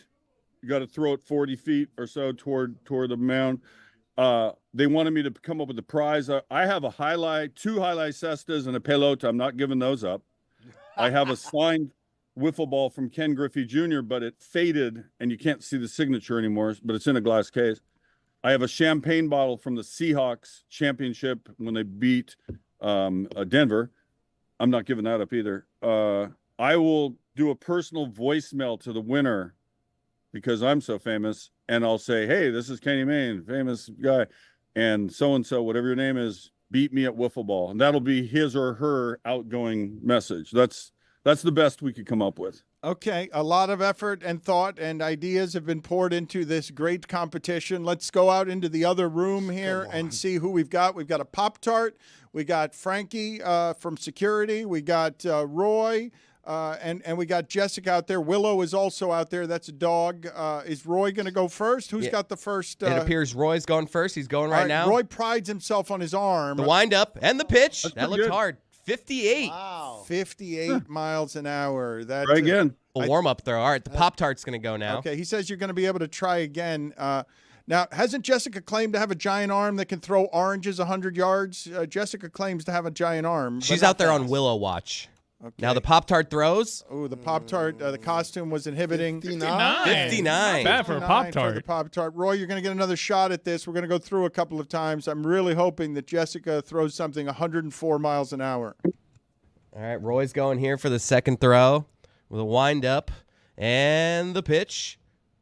I think Roy needs more leg action. You're kind of nonchalant, Roy. They're going normal pitching, whereas can they do crow hops here? Could they do it as if they're an outfielder? No. I mean, we didn't go over that rule, but I thought it was a wind up and a pitch. What do you mean, nope? You got in there and you started making rules aggressively all of a sudden. What do you mean you can't do a crow hop? Go ahead, Pop-Tart. Do whatever you want, Pop-Tart. Wind up. There's going to be 37. Pop-Tart. 37 coming up. Pop-Tart deals. He's not very accurate. 57. Jeremy was a high school, all-county pitcher, too. Oh, that's Jeremy. The Pop-Tart. All right. They're only 10 feet away from the couch. If I stood against my house and just 3 feet away, I think I can get a bigger number. But we're still getting 59s and not coming anywhere close to beating you. Here comes Jessica here. She is about to throw. Again, she says she can throw an orange 100 yards, the length of a football She can't. field. No. Oh, that was a good throw. 43 miles an hour. Again, not enough leg action. I feel like they're not using enough torque, Dan. I feel like we should bail on the entirety of this if no one is going to hit. Oh, now Chris Cody. Chris Cody. Physical challenge dude. Okay, he around likes. these parts. Let's see what we've got here. Oh, he's stretching, ladies and gentlemen. Yes. That's how I didn't see anyone. I didn't see the Pop-Tart stretch. No, for this sure. seems like a liability issue too. There are a lot of people here who can hurt ligaments, a rotator cuff. Something can be caused here. Chris is about to throw the wiffle ball. This is the final throw. Oh, that was good. And 60. 60 miles an hour. 60. dog So nowhere celebrates. near where it is, Kenny. Man, look at him. The smug look good. of arrogance. Hey, look how little effort. Is it really only 10:06 Eastern? Like we've really only been on for 20-some minutes. That feels like 2 or 3 hours. Yeah, you said you were going to waste our time. We just got 67 miles an hour from Chris Cody, but I think he hurt his hand, and there it is. I don't believe the Yeah, liability. Yeah, the liability issue I knew was coming. Who was that? Is that Frankie? No, that's Roy. It's a sweaterless Roy. Yeah, Roy took off his sweatshirt. My said, arm is killing me right now. I feel like Giannis after that. What happened? We didn't even get a reading for that one from Roy. No, because You should feel tingling all the way down your arm. Feel at it in this my point. wrist. My wrist is Jeremy killing That's me. thinks a the good throw there. Pop-Tart I like was that the one. problem, so now it's 61 miles an hour. All of this. I'm going to throw another one at my computer. There you Okay, go. what are we doing now? Yes, All right, this is now we're great just radio. wasting everybody's time. All right, Oh, there no it one is. is having proper respect for what it is that we're doing around here. I am Kenny just. Kenny. He hit the camera. He hit the camera. Kenny, thank you. Wiffle No, ball. I'm still here. Still going, guys. Hold on. I want to tell you about my next documentary. 8 p.m. Eastern on Fubo. The documentary is called Wiffle Ball. Thank you, Kenny. And Good Roku. seeing you. Good talking to you. Always nice seeing your face. Thanks for the warm introduction. Yeah, you're welcome. He's very strange, and he's the worst contestant in the history of Dancing with the Stars. Chris Cody's really hurt. Oh, I know he is. I'm in I pain, told you dude. guys that was a bad idea. Thank you, Kenny. See you later. Thank you.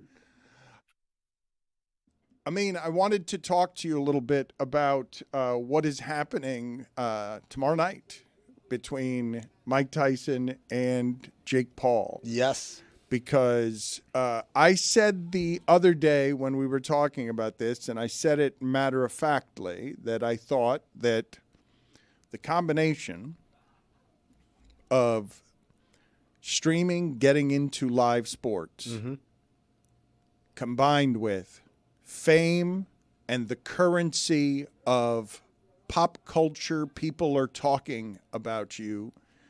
Jake Paul and Mike Tyson cover a wide swath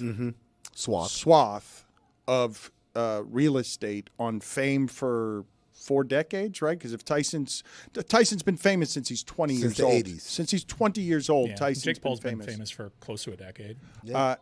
and so there's a lot of. So somebody now beats Jeremy- Kenny Mayne. Jeremy just not did 72.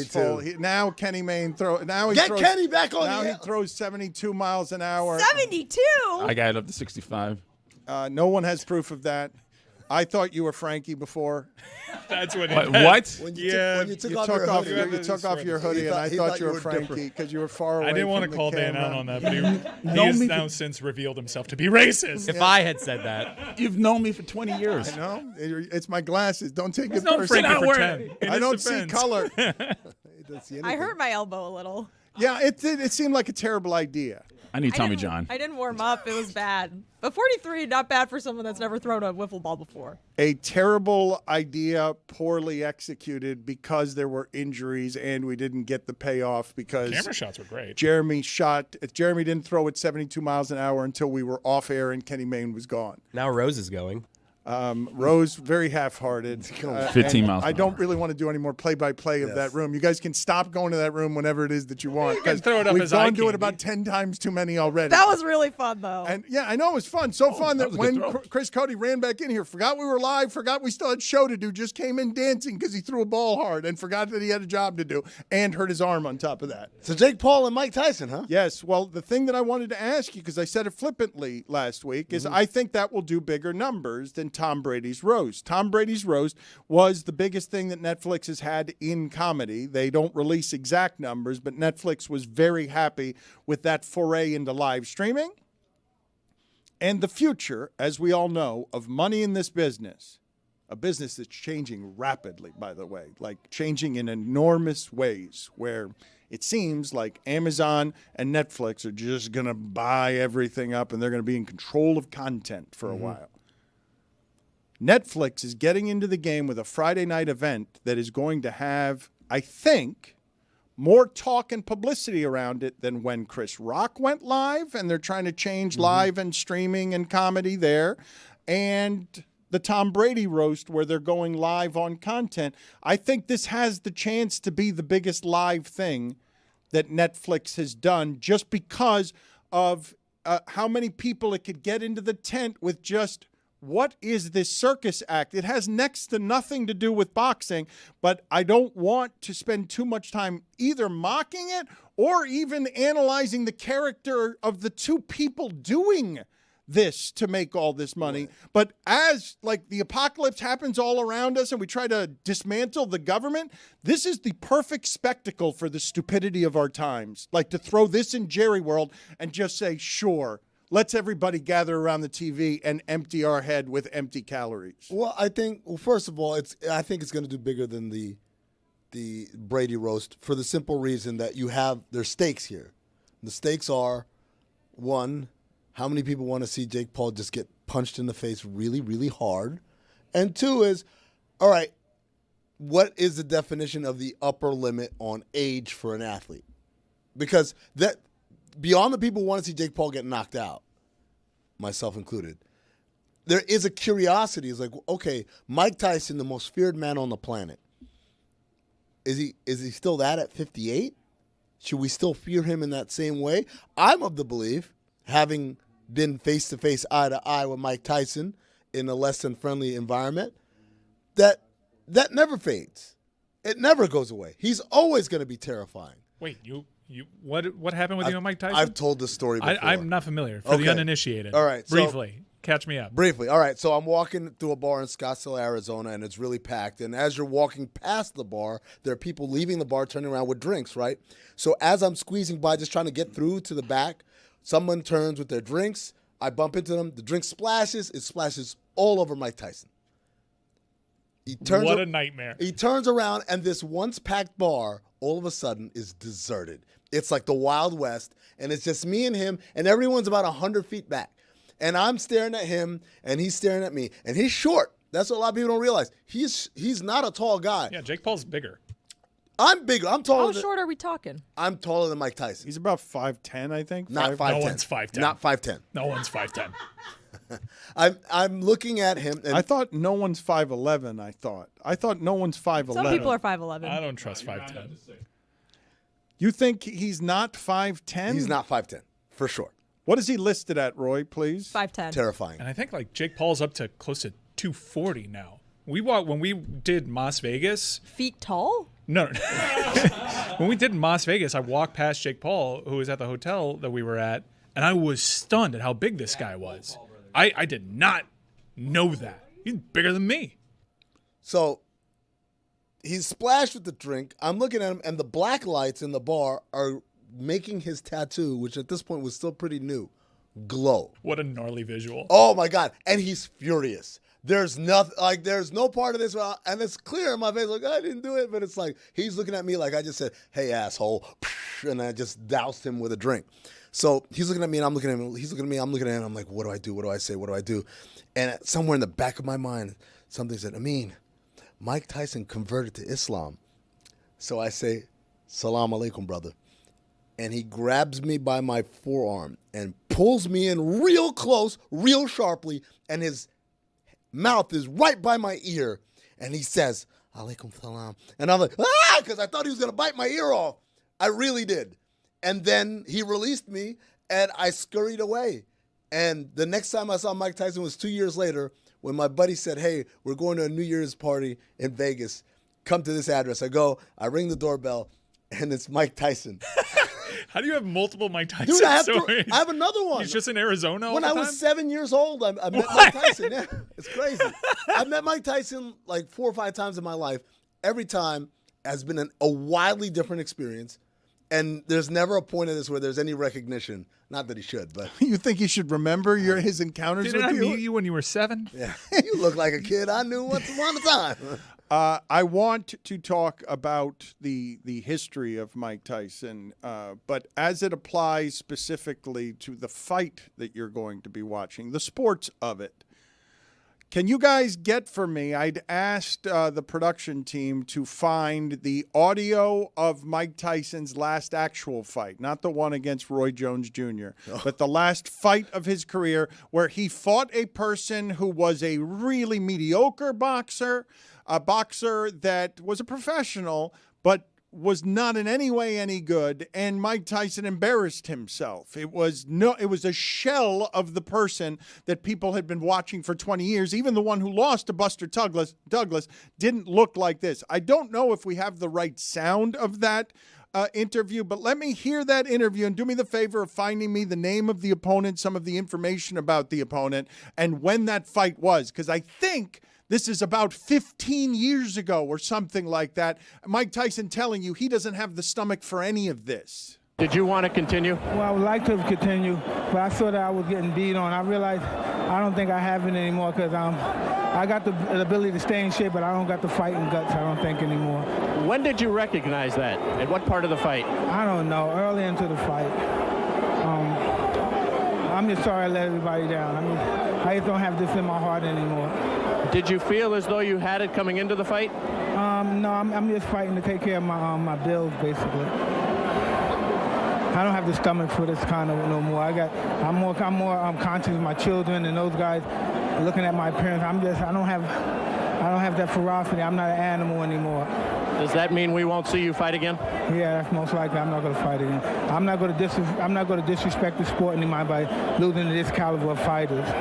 Okay, and what he said at the end, this caliber of fighter, it was shocking to watch that, which was Mike Tyson taking a beating the entirety of a fight against somebody who stunk.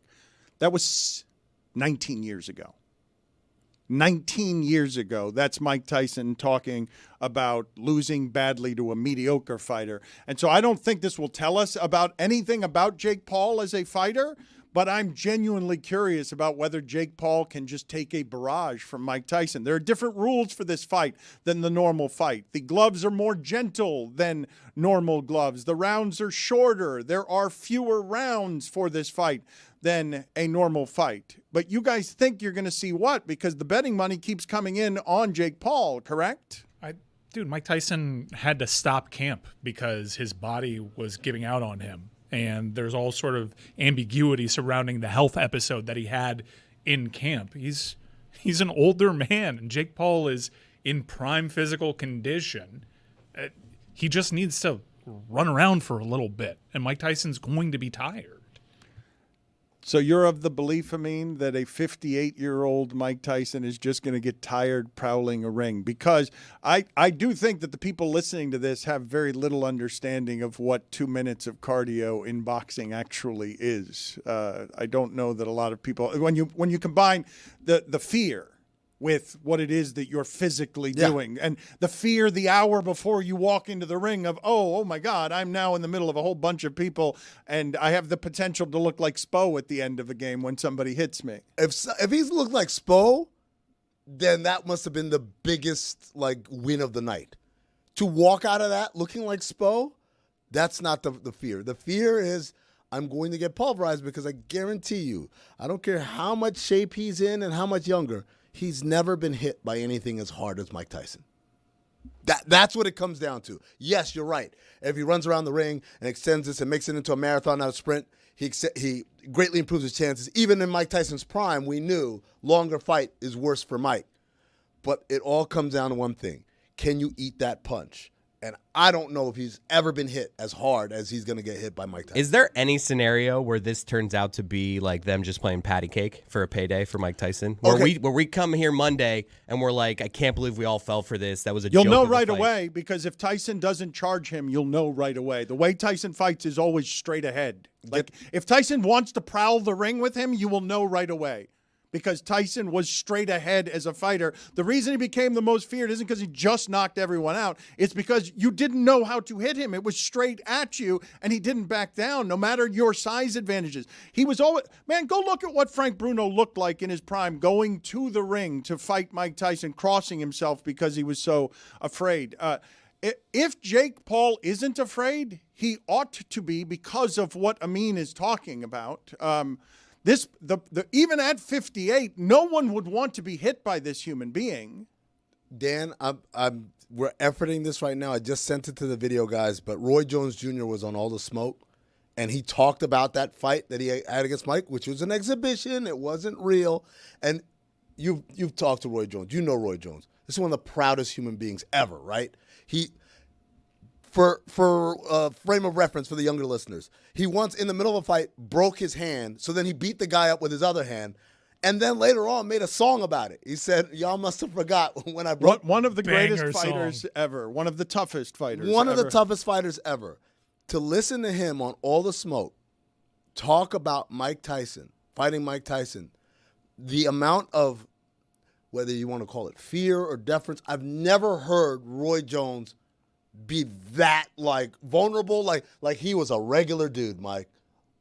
Dan. Oh, that's okay. Mike. No, what Amin is talking about though is what I see happening around this fight everywhere, which is people my age and Amin's age are nostalgic for remembering something that was this feared because it doesn't exist now.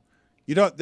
Even the MMA guys that crawl around on the floor, it's not, when it's wrestling, it's not quite what Ngannou was in that sport, where it's someone who's physically stronger than everyone else, and the people listening to this are going to also remember, and would fight you in the street if you were Mitch Blood Green outside in Harlem at 4 a.m. outside a haberdashery. Like if you wanted. That's one of the greatest stories of all time, by the way. But would do it as heavyweight champion, would fight you in the street outside of a haberdashery and Mitch Blood Green, you could look him up too, not a small human being, not a human being to be trifled with, and left him, really bloodied. The legend of Mike Tyson is 40 years in the making. Dan, Fat Joe told one of the greatest stories I've ever heard, where he said him and Big Pun were at this club called The Tunnel, which was a very infamous, very rough crowd, rowdy crowd, and the bouncers were the baddest human beings ever. And so there was a misunderstanding. The bouncers started getting physical with Fat Joe and Big Pun. Big Pun says, F that, I'm going to F all y'all up. There's 25 of them and just 2 of Joe and Pun. And Joe's like, as Joe telling the story, he's like, there's no chance we're going to win this. But, I can't abandon my guy, but it's do we have to do this? And so as it's clear that an ass whooping is about to happen right outside of the tunnel, they hear from the background, hey, Joe, hey, Pun, I got y'all. And Mike Tyson comes out. He kicks off his Gucci loafers and starts chasing the bouncers barefoot. And Joe says at one point, Mike is playing that cat and mouse game around a car with the bouncer, and the bouncer's like, Joe, please tell him I'm sorry. I won't. It's this 6'5", 280-pound dude begging for his life because a rabid Mike Tyson is after him.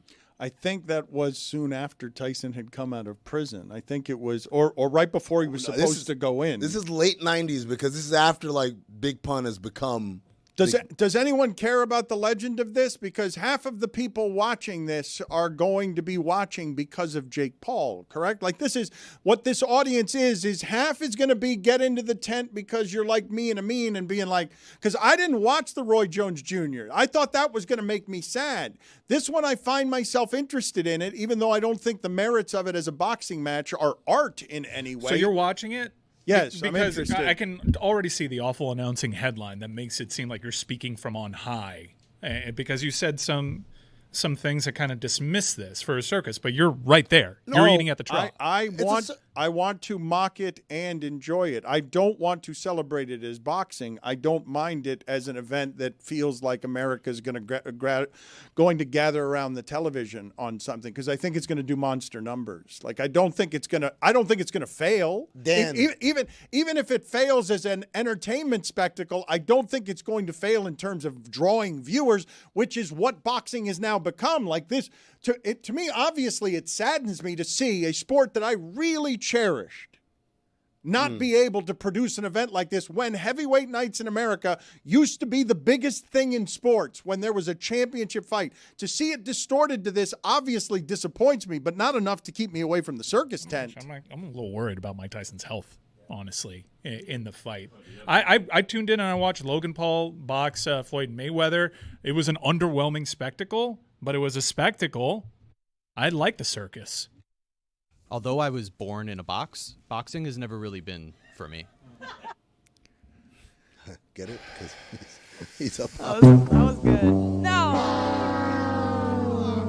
Oh man, I am with Jer Bear on this, where I wasn't born in like the golden era of boxing, and so I think the younger people that like boxing are the ones that are there for the Paul brothers, and I'm not really into that either. So this is sort of I will be watching Houston versus Arizona tomorrow night. This is the thing. Big one for the Wildcats. Like this is the thing. These are two people. You got a convicted rapist who is in the ring after serving time, and also in the details of this man's life, lest you wonder why it is he was so feared.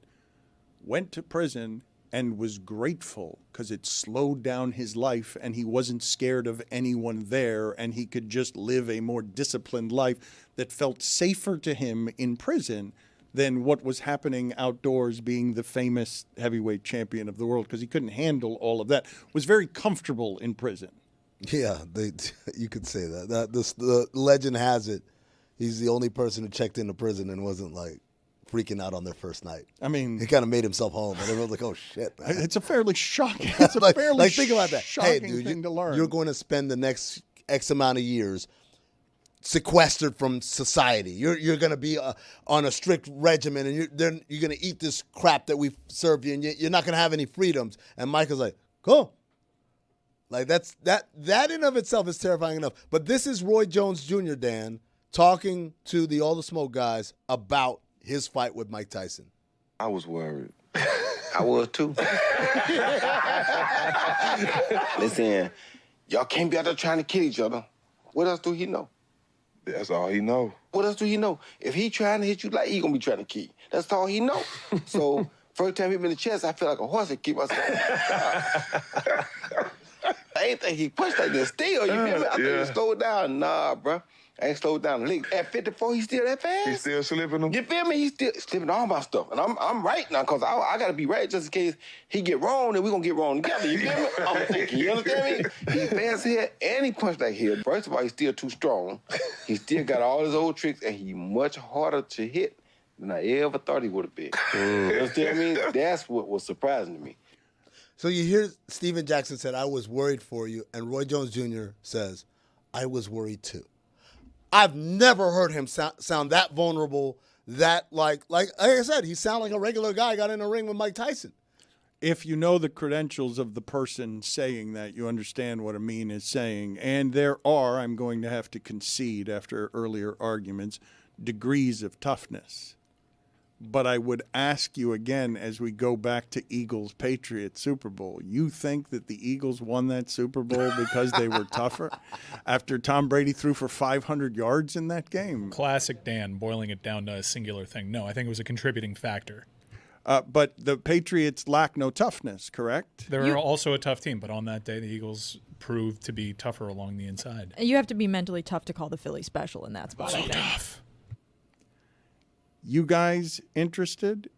Am I going to be the only one watching? No, I'm gonna see if I can watch it. My buddy's having people over. Like, it's a thing. It's definitely. I just really want to see Jake Paul get knocked out. Yeah. Absolutely watching.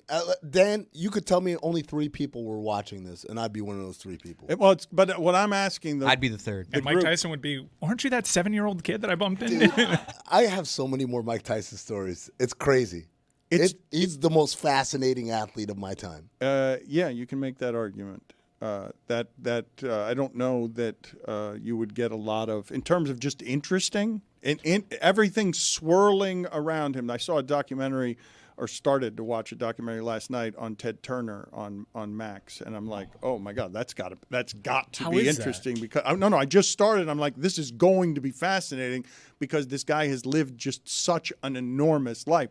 I can't believe Mike Tyson is still alive to be able to collect this paycheck. Mike Tyson can't believe that Mike Tyson is still alive to collect this paycheck. With all his faculties. I mean, most of them. Some of them. Look, you know how boxers age. They don't typically age like Mike, right? Roy Jones is a great example of one who's aged great, but Roy Jones was a guy that like nobody could touch. He was so quick. Same thing with Floyd Mayweather. Same thing with the Golden Boy, Oscar De La Hoya. These are all guys, first of all, smaller guys. Second of all, guys that their elusiveness was a big part of their thing, right? Mike took some hits, dude. He took some beatings in there. And for him to be reasonably comparable to what he was like at a younger age mentally is kind of shocking in and of itself, no? My arm is still throbbing. Yeah. This guy, toughness.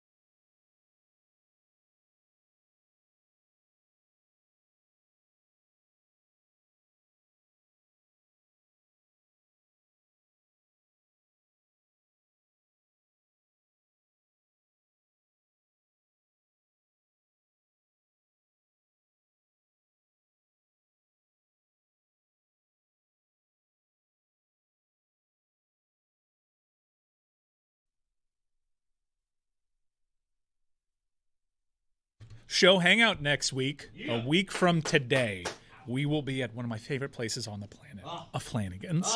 That's right. 3 of my favorite things are coming together for one spectacular event. Browns football. Not Browns football. Willow. Is she going to be there? Yeah. Oh, yes. Yeah. All right. What? So I heard it was outdoors. I asked if I could bring Willow, and I was told I could bring Willow. that is a selling point. Miller Lite, you've secured Willow. All right, Miller Lite, Le Batard Show, Flanagan's, Thursday Night Football, happening. We like to get out there and touch the fans, touch the people. We will be in North Miami Beach. The address for this Flanagan's is 13205 Biscayne Boulevard, North Miami. And we're going to have a great time. There's going to be Miller Lite, flowing. There's going to be me rooting for the Steelers, I think, over the Browns in this game. I'm a big Mr. Unlimited fan now. I love Mr. Unlimited. And also, let's just laugh at the Browns together. Let's have some rib rolls. Let's have some Miller Lite. And let's root for an under. Roy, will you be going? Maybe. All right. Looking forward to it. We do like Flanagan's around here. Like is really underselling it. It is a part of the South Florida experience to go to a Flanagan's. There isn't a true native South Floridian that doesn't adore Flanagan's. It's our little space. It is here in this little bottom half of this wonderful peninsula that a lot of people have a lot of feelings about. It's ours. It's uniquely ours. Pablo Torre joins us now. He is now officially, I think, signed a contract to be a part of the powerful liberal media elite with MSNBC. I believe that he is now under threat the same way The View is, because The View doesn't have enough opinions on its show, and I'm sure that Pablo Torre's show is also an echo chamber filled with a bunch of people just like him. Congratulations, Pablo, on your new job. Yeah, it's me and Whoopi Goldberg in a bunker, and we shout takes at each other, and it's going great so far. How did you experience yesterday in America with the dismantling of our government with an assortment of assholes and awful people? Yeah, on some level, I was like, of course, this is of course the most predictable thing. And another level surprised me insofar as I was like, I'm now, I guess, gonna read some Matt Gaetz research. I'm gonna actually think about this for a while. I don't have a lot to say that isn't probably predictable in the sense of this is exactly the stupidity that is cinematically on the nose, appropriate. But yeah, part of me is like, it's going to be funny when Donald Trump, of course, claims victimhood because some of these guys maybe don't get confirmed. That's maybe the chess move here, if there is chess. Otherwise, it's going to be confirmed, in which case, yeah, this is going to go great. Wait, is Pablo liberal Joe Rogan? This is not an echo chamber. Pablo Torre and his dalliances with MSNBC are something that I find myself turning Republican as I watch him go and How dare you? How dare you? I find myself creeping over somehow to the side of Matt Gaetz as I just hear you be highfalutin with Joe Scarborough, Cup of Joe. You might want to do some of the research I've been doing into Matt Gaetz before you say that you're on the side of Matt Gaetz. There's a lot underneath that umbrella category. No, wait a minute. That's how terrible you are. That has nothing to do with how not terrible he is. I'm saying that when I hear you guys... Are you sure? When I hear you guys... Creeping was accurate, though. Yes, accurate maximum verbiage. creeping. But what I'm saying is there's no way that anyone watching Pablo talk on MSNBC doesn't get bothered even if they agree with him. I got to tell you, Dan, after being beholden to your audience and to, of course, the 5 to 6 p.m. audience on ESPN, I have a whole new demo that I didn't know would ever care about my takes. And yes, they are largely older women, but it has been fantastic for your boy.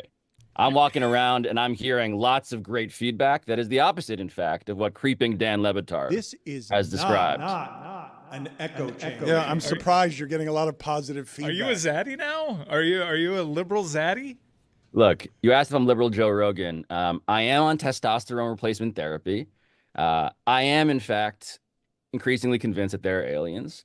And I do hang out with problematic people who compare themselves potentially to alleged, offenders like the sweaty dude who just said he was on the side of Matt Gaetz. So Kind of adds up. Did not say that. Said it made me go closer to where his side was than your side just because of how awful you also are. Pablo, were you aware that there is a subsect of hardcore progressives that think that the UFO thing is just a diversionary tactic, that they're UFO agnostic, and this is all just a conspiracy theory to deflect people's attention from the real news? And I would say that, man, the real news deflected a lot of attention from someone claiming we collected non-human biologics from a crash site.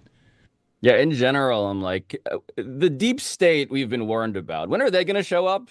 Because so far, it's just a lot of people just doing whatever they want without any sort of counter from the alleged forces that are secretly puppeteering everything, including, it turns out, me and my vocal cords. And it's not showing up so far. So I'm just waiting. I'm waiting for that. Waiting for those for that stimulus package to kick in. You used to be a member or might still be a member of the Boxing Writers Association of America. Are you still a member or did you used to be a member? An award-winning member. Dan, thank you for asking. You still are then? Probably not. I haven't paid my dues in a while.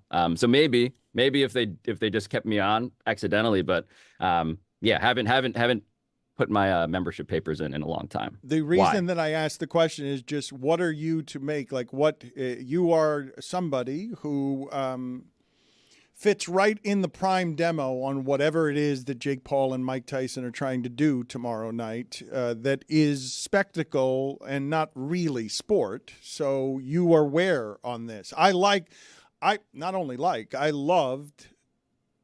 the mixed martial arts and combat sports. I'm using it past tense because I really did like the artistry and science of what it is that I was watching, which is vulnerability with maximum fear, overcoming that fear to do something that's really hard to do in front of people and by yourself. No teamwork, no teammates. Like, I'm fascinated by the courage of all of that and the desperation that goes into making people choose that as a living. But I've soured on it a great deal because this is the crud that now passes for what this sport is. And I'm not even here to knock it because it's smart. They're going to make all the money. Yeah, for a long time, anybody who would ask me, so how do you feel about the NFL and how do you feel about, again, these sort of like moral scolding-y sort of issues around sports, how do you feel about them? I'd be like, look, you should know something about me. I like boxing. I covered boxing.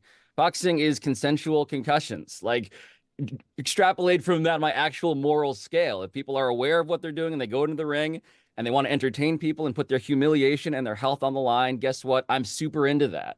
I'm super interested. There's nothing better, Dan, as you experience yourself as a columnist, than like covering a fight.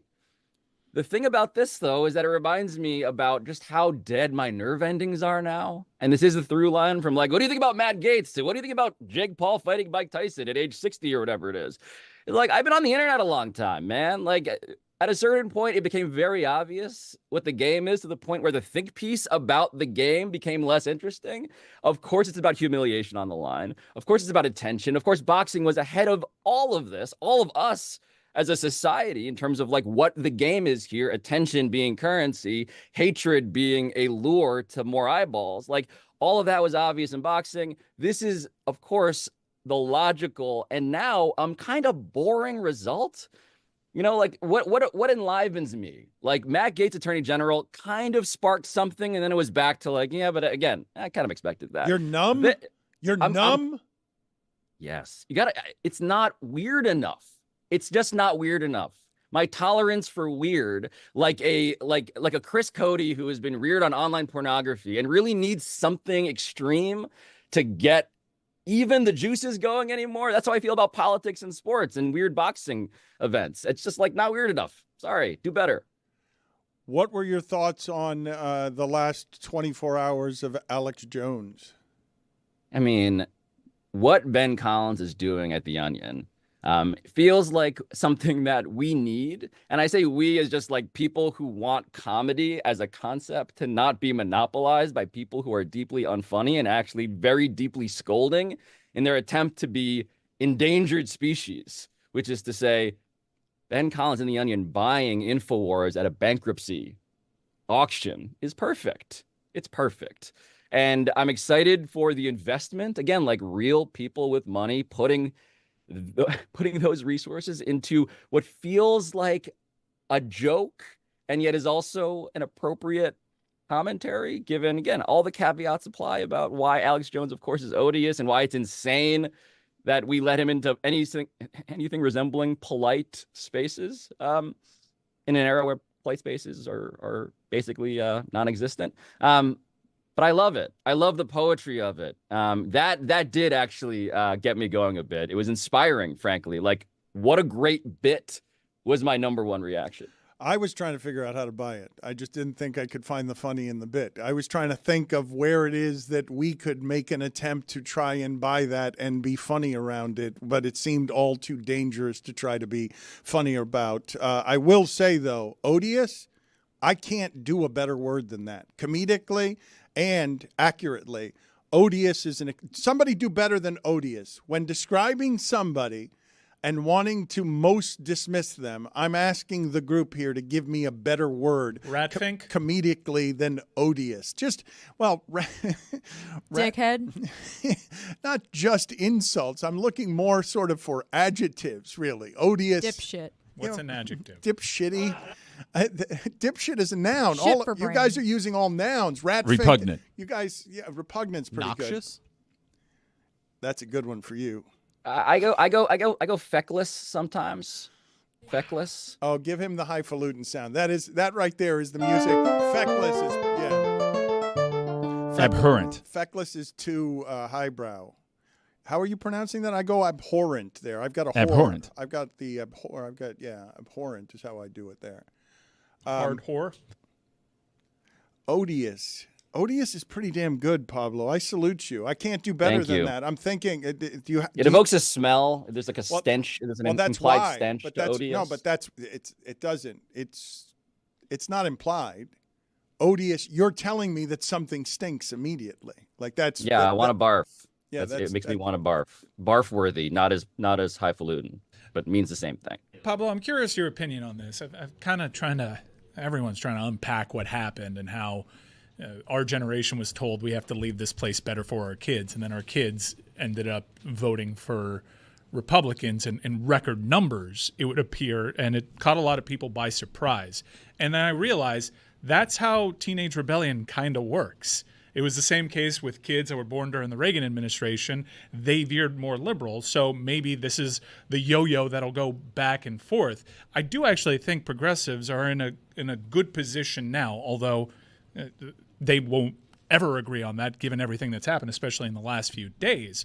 But it's a lot cooler to be chasing. You can be anti-establishment when you're not the ones in charge. Our show peaked when Donald Trump had his first term in terms of audience, in terms of reach, in terms of cultural impact, because we were chasing that. Then when we were all of a sudden in charge, I use we, the royal we, the cool thing was to go against who was in charge and rage against that machine. So now that the shoe is going to be on the other foot, I actually think you got to lean into the cool things that make you rebellious. Yeah, I saw among many charts that my brain has picked up like a lint roller over the last several weeks, just like bits of trash and information.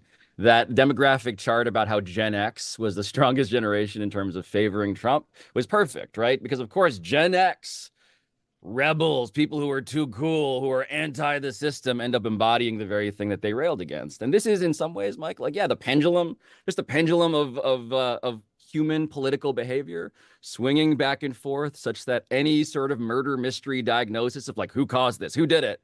Oh, it was Pablo Torre in the library with a take about trans people. It's like, no, actually, it's probably just the pendulum swinging back and forth. Everybody feeling like they don't want to be the system and therefore plausibly claiming that they're not the system when they're out of power. We're definitely getting, in terms of like people who are not on the again, the Matt Gaetz side of things, we're getting to benefit from that actual danger, actual potentially, prosecution from the richest man in the world who has become the most powerful private citizen in the history of America after campaigning against the unelected forces actually running America. Like, of course, like, yeah, fill in all of the obvious hypocrisies that you might point out with your magnifying glass at this point. But we're back to being, in danger from a political perspective and therefore probably culturally ascendant in that same way. Quick follow-up, curious your thoughts.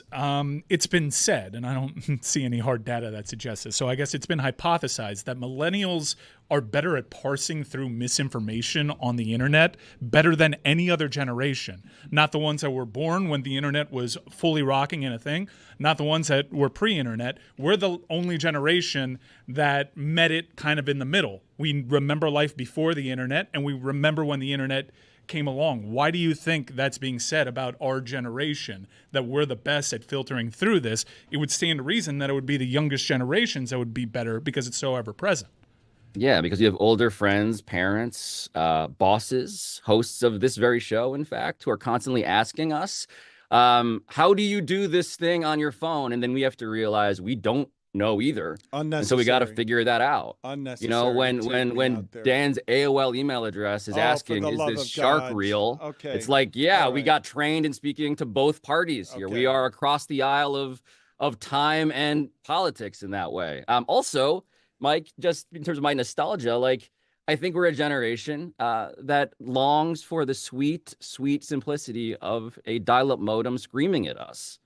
We remember what it was like when you had to earn a JPEG, when Carmen Electra loading that image was a character building, patience requiring experience. We didn't have the on-demand synapse destruction of whatever, again, Chris Cody is into these days. Mom, get off the phone. I'm Yes. trying to chat someone. My crush is online. Yes.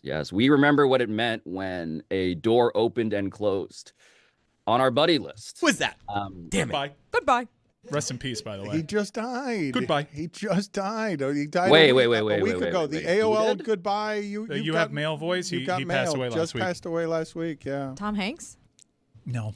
He's still very much alive and thinks 35 is the toughest age. Pablo, stay right there for a second. We have to go immediately to Amin Al-Hassan. He is taking a victory lap. It is a sponsored segment. It is important that we break into all programming to take care of our sponsors. We will continue to tell the audience, one of the most supportive audiences in the history of all media, not just sports media, to please support the sponsors who support us. And here is Amin Al-Hassan taking a victory lap today, and I can see where this is going. Oh, Dan. First of all, shout out to Jocelyn Thompson Rule. I call her Joss Rule. She's my instructor on the Peloton app. I love the Peloton app. Every time we do this segment, everyone's winded and out of breath and sweating, and they're doing jumping jacks and stuff. And I think it's intimidating sometimes. Some people are like, I can't do Peloton. I'm not in shape. Guess what? They've got a lot of stuff for beginners, for starters. Take it easy. Like I said, Josh Rule has me on a 5-minute warm-up walk, which is perfect because I'm doing a victory lap, baby. Can we get to the victory lap, please? I didn't need the preamble. I could just use the victory lap. Buddy, the preamble is kind of what's paying for this whole thing, so relax on that. But as I was saying, me and Josh Rule were doing a little victory lap because my Georgia Tech Yellow Jackets did what I told you all would happen last week. I said it multiple times, and you guys were like, oh, I don't know what to say. And what did I tell you, Dan? It's so freeing to be a fan. You guys suck. We're going to kick your ass. And that's all it took. And by the way, I heard the analysis on Monday. I heard it, Mike. You guys talk so much. Well, our defense. And if our defense can, our defense. What about our defense? What about our defense? We locked y'all up. We locked up the Heisman Trophy winning guy who's going to win the Heisman Trophy. We locked up the number one offense in the land.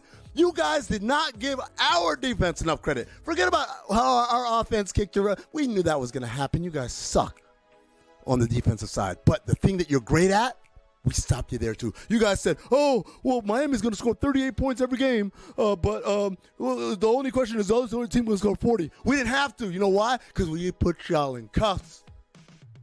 Guantanamo. That's where Cam Ward is at right now.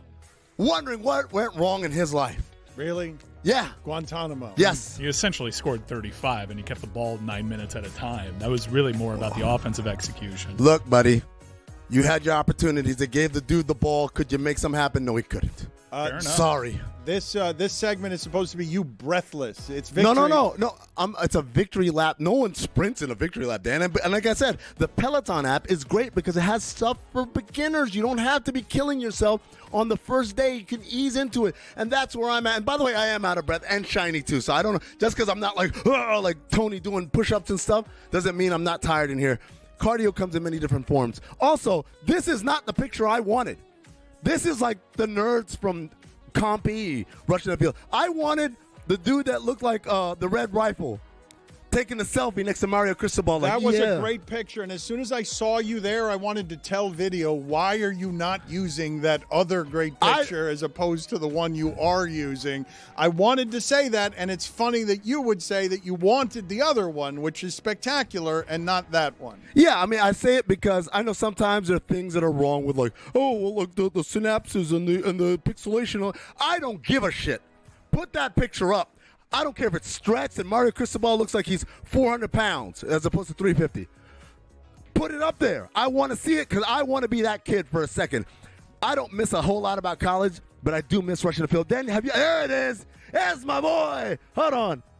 Yeah, buddy. Yeah, buddy. Oh, look at his face. Oh, how dare he take a picture of me? How dare you try to win against Georgia Tech, baby? Huh? How Mario dare Cristobal's not feeling good about that photo for a number of reasons. He needs a bra. The boobs, the boobs. Yeah. Pablo, a man's ear. Pablo, what were you going to say? You wanted to get in here? Yeah, I just wanted to apologize to Chris Cody. And we collectively have been turning him into the avatar, of course, of pornography in America. Meanwhile, Amin El Hassan also works for this company. And so I just want to acknowledge that obviously everyone knows Amin, in fact, has the darkest incognito browsing history of anyone at Metal Arc Media. Wake me up when Harvard does something of note.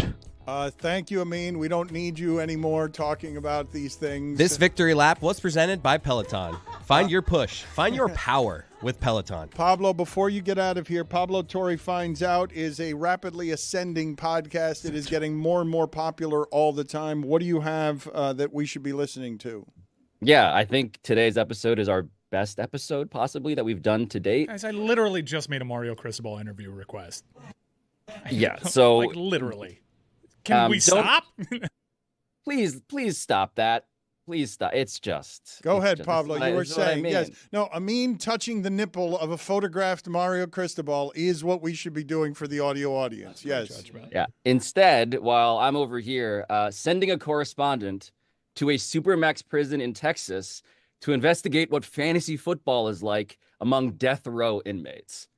So this is a real story. I don't want to spoil it. It is about, yes, capital punishment as a system, but it's also about how one actually does continue to watch sports, love sports, talk trash about your favorite teams, root for the Dallas Cowboys when there may not always be a next year.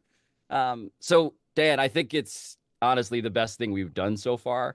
And briefly, it started because it turned out there was a database online of the last words of death row inmates in the state of Texas. And a disturbing number of them, their last words were, "How about them Cowboys?" And so we decided to find out why it is that is so, and how one actually does continue to watch the Dallas Cowboys on death row in America. And I genuinely and unironically encourage you to see what we reported. I think it'll change a lot of your minds. Give me a clip, Lewis, please, from Pablo Torre Finds Out that Pablo was supposed to throw it to, but forgot because he was too busy smelling his own farts. How did you guys even draft players, though? Or is it all through the window? Mostly it was week to week. So depending on the matchups, you would make a new lineup. You understand? Okay. You know, Tom Brady's playing whoever, so you're starting Tom Brady. And if it's a 2-quarterback league, you know, whoever else it might be, you know, Aaron Rodgers, right? So there's a deadline. You got to turn them in by, Friday at noon. We would slide the stuff out from the cells to the day rooms, and then those guys would get the stuff and give it to another day room, make his way out there with what we call a fishing line, and it's essentially like a long string that he'll slide to the day room and he pull them back in. I have never felt worse about forgetting to check my lineup.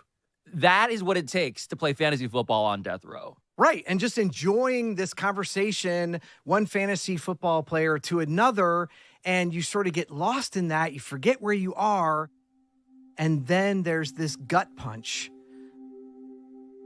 But what happened to your league?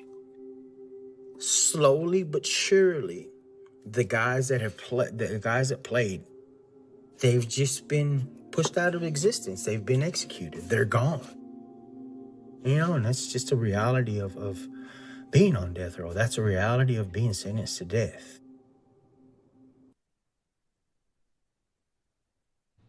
So overproduced with the music, the slow music. What are you kidding me? The death row inmates started dying? What? Oh, I'm sorry. Production value, I know, is a horrifying concept. That music, to the Scorseses in Miami, right? But we actually, we actually, put thought and effort into how we tell stories as opposed to actually just having a mean rub a nipple. Really?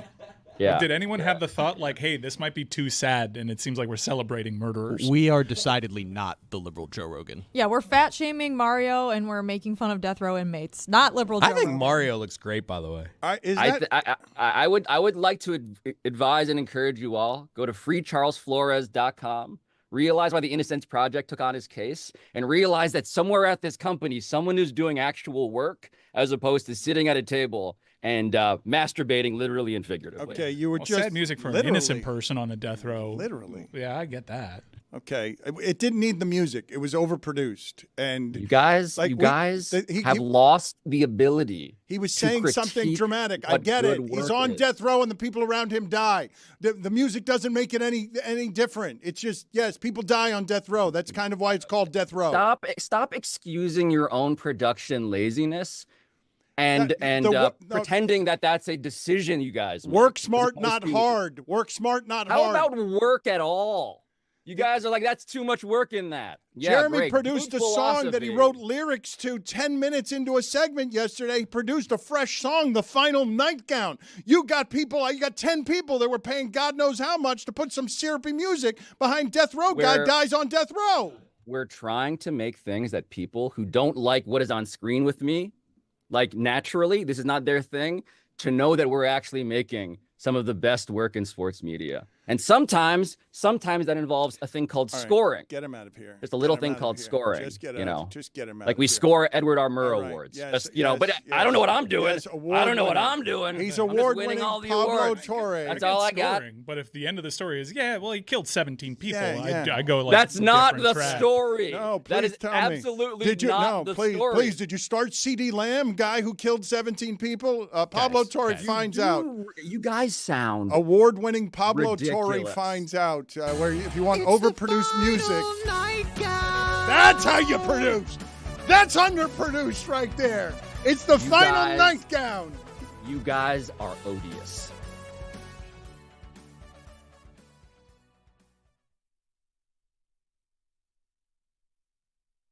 Books. That's the sound of Stugotz selling out our autographed coloring books. We are selling out as part of our 20-year celebration around here.